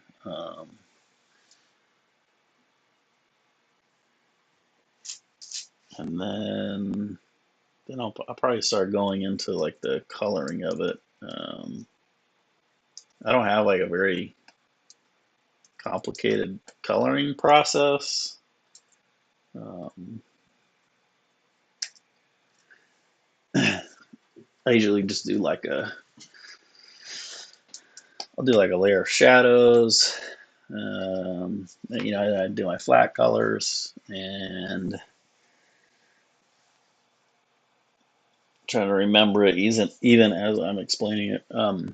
And like maybe a layer or two on top of some sort of more or opaque details.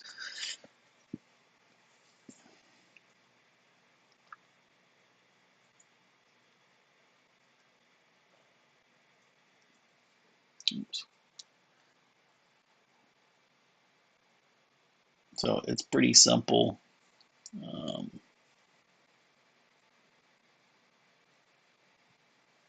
Still working on it. Trying to get better just with color in general and finding um, things that work. You know, Oops. Work for me.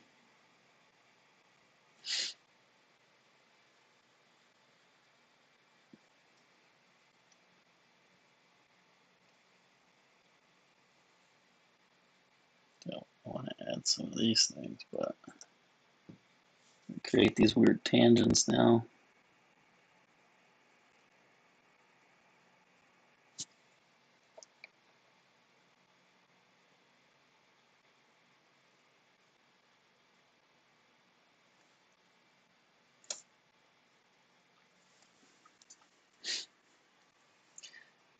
I remember when I was younger, it's like one of the reasons that I started drawing at all was I would copy stuff from comics And one of the first artists that I really liked was Art Adams. And I remember trying to figure out one day like what made his stuff so cool. And in my young brain, like the conclusion that I came to was that he added a lot of like little lines everywhere. And so I try to start doing that. I mean, I realize now that that's it's kind of true, but they're not just like arbitrary, especially these days. He renders more than a lot of artists, but has purpose. It shows form and that kind of a thing. So,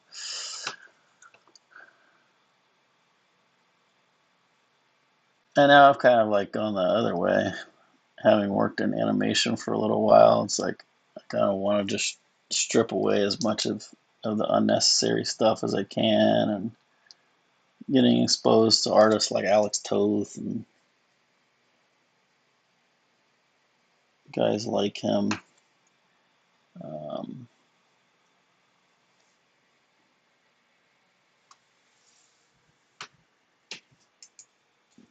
trying to only include what's necessary. I mean, sometimes it's cool to add some extra little bits here and there, um, for visual interest. And I'm actually like still trying to kind of find that balance that I like, in my own work.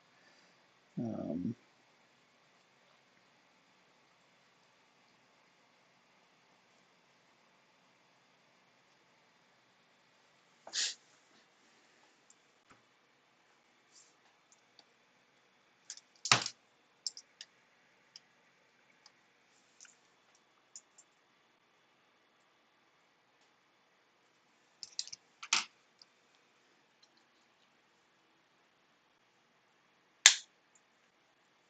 then I have to start doing these more regularly because when I started this stream, it felt really weird talking to myself, but now I'm actually like getting kind of comfortable with it.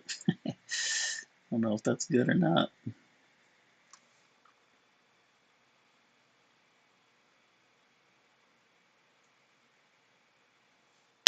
I can't resist like adding a stupid vein in.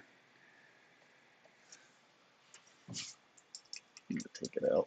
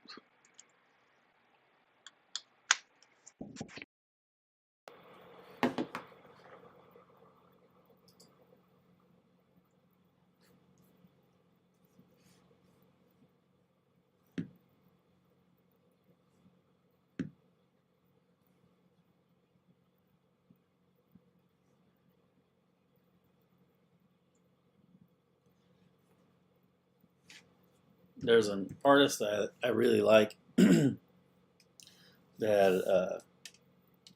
a really minimal style named Russell Patterson. Um, there's a really cool book of his called, I think it's called Flappers and Top Hats. Um, that if you've never seen it, I would recommend it if you like that kind of art style. Um, I don't know exactly what years he sort of worked in, but um, he was an illustrator, um, but I really like his stuff, and it was basically just like line, and he would use like simple line, like kind of what I'm doing here, and then just some solid blacks. He did do a lot with like patterns, um, which was really cool. Uh, but yeah, if you've never seen his work, I would definitely recommend looking at Russell Patterson. Um, and that's something that I would also like to do eventually, is maybe do some live streams, like looking at some different artists and different books um, of people that I like, and maybe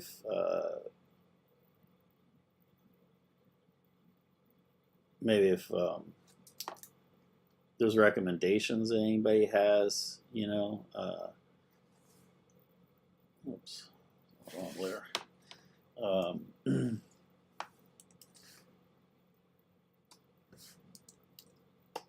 We look at some of that stuff too, So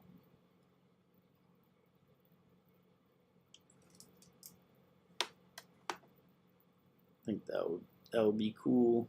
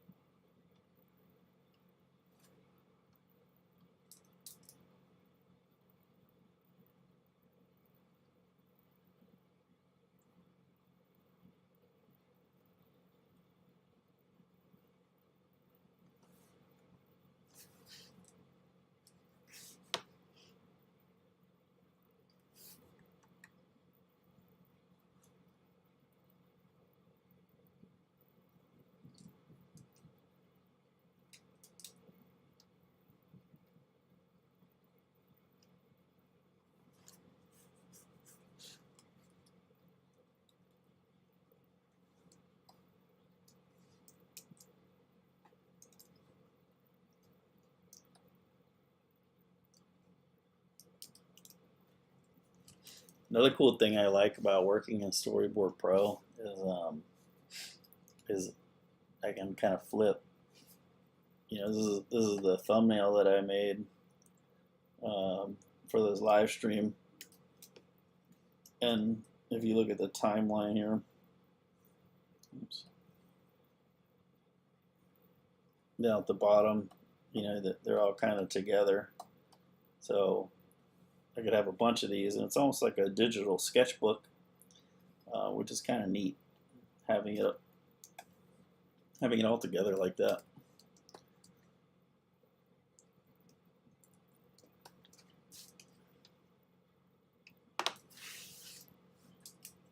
Just gonna clean up some of these lines here and there.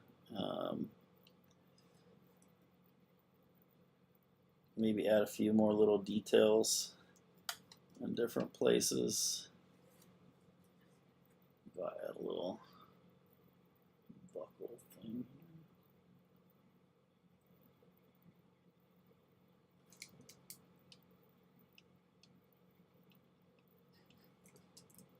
And then I'll start working on like some colors.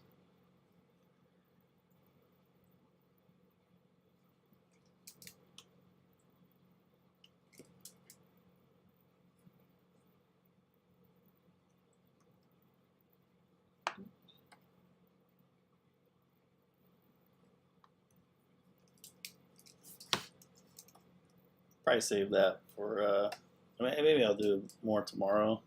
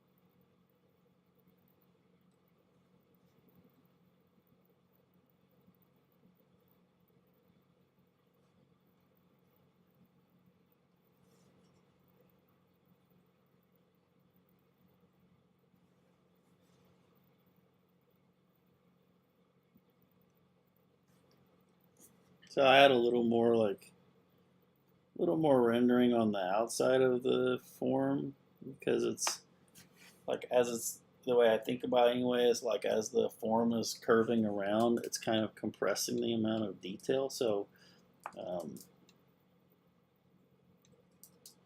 you see more of it on the edges.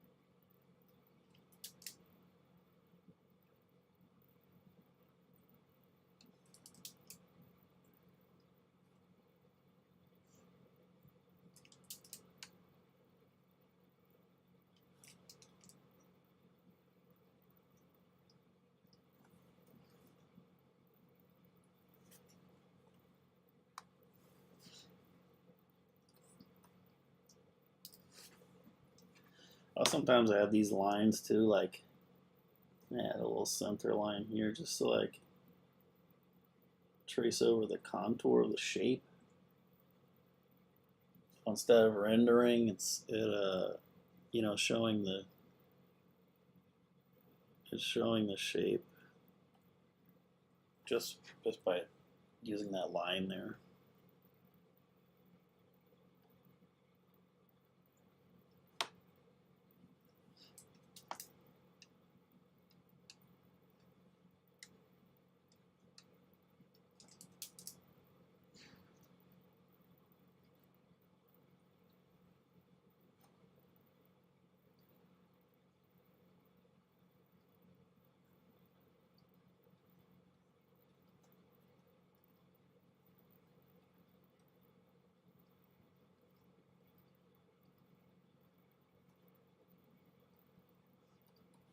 Again, I'm increasing the detail like around the bottom here where his pants go into his boots because the fabric would like bunch up there.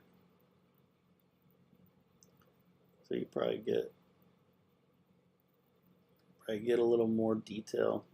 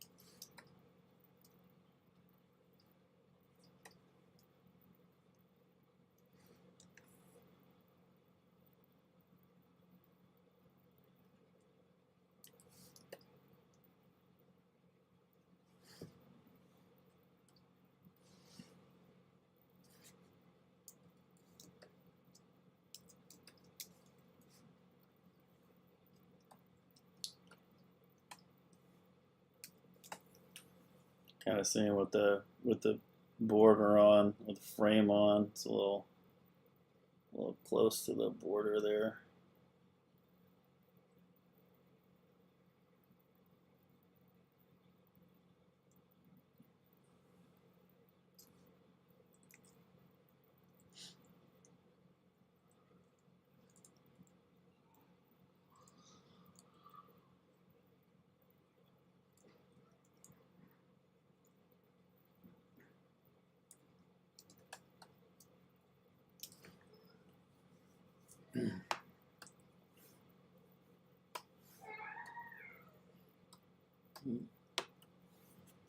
So I think I'm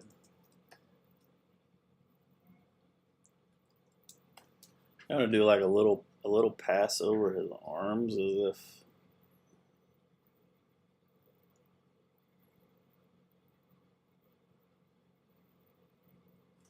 this is more fabric and not just like skin tight, you know.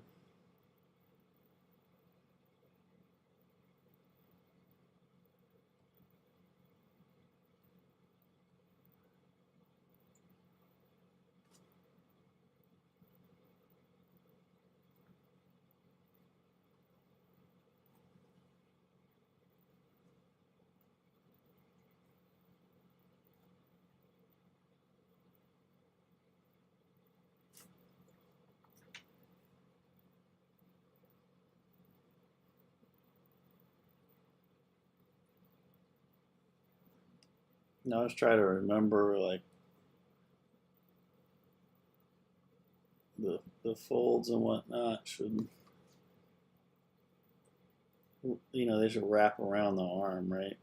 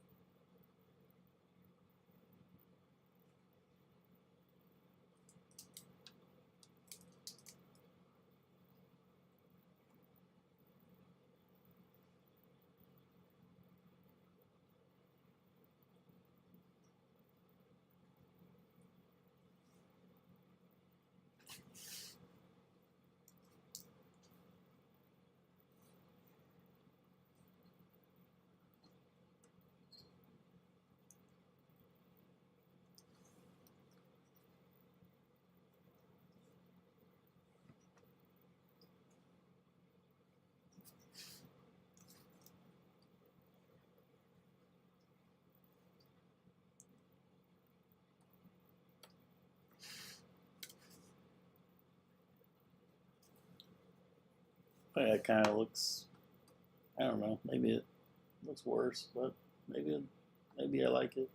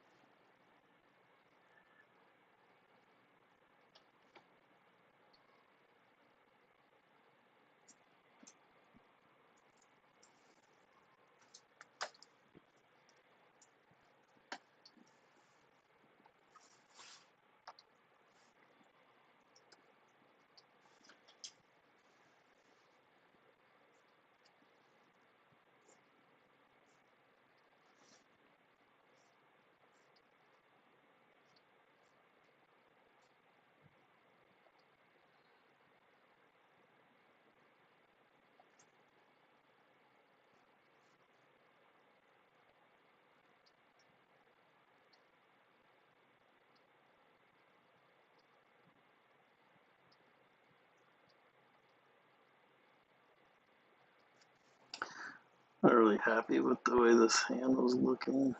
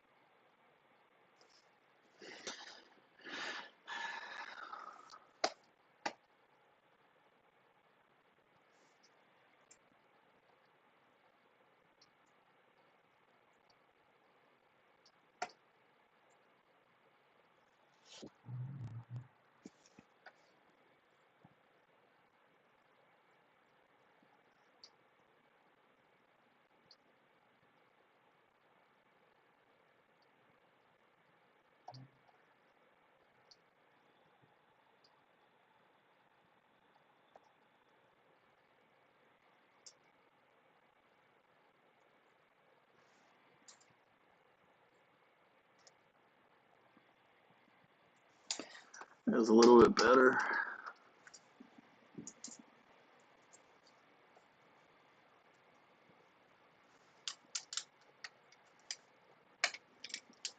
Go ahead.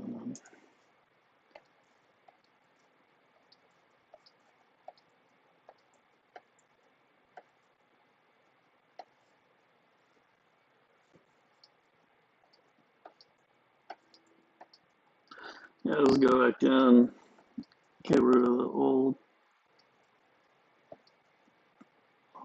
one.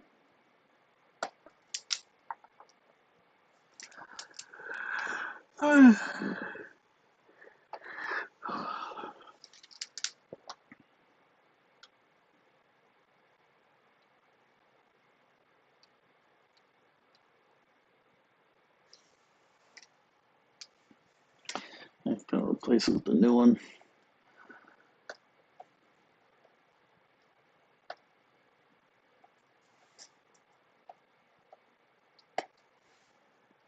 Like a lot of what I'm doing is kind of like trying to stay loose at the beginning, and then going back and refining the what I put down, and hopefully not losing too much of like the initial energy of the drawing.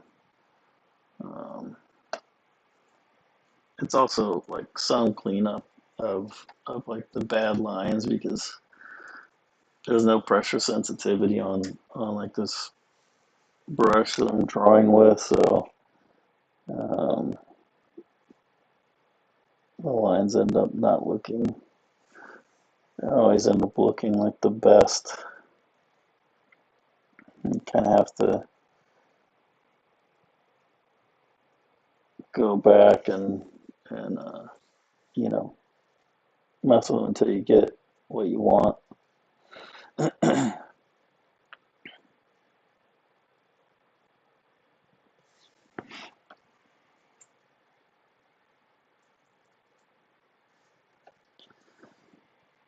All right, I think I'm gonna call it right there.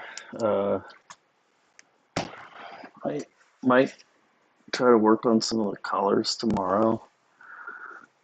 Um, or maybe I'll just I'll rough in a background. Yeah, thank you. If you watch, thank you. Um, subscribe if you like it, and like it if you like it. Like I said, the audio should be getting better in the future. I have a better mic. Um, hopefully everything will start going a little more smoothly. What's up, Gerald?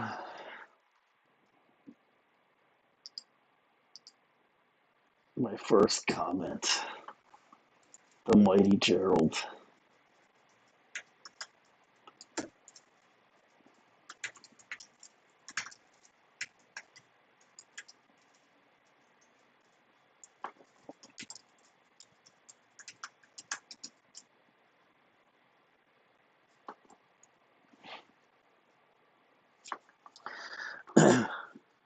All right. Yeah. So might do more on this tomorrow, and yeah, background and colors. But yeah, if you have any questions or anything that you want to talk about or for me to draw, yeah, just leave a comment. Let me know, and um, yeah, see what I can do. But again, yeah, thanks for watching, and things will get better. All right, guys.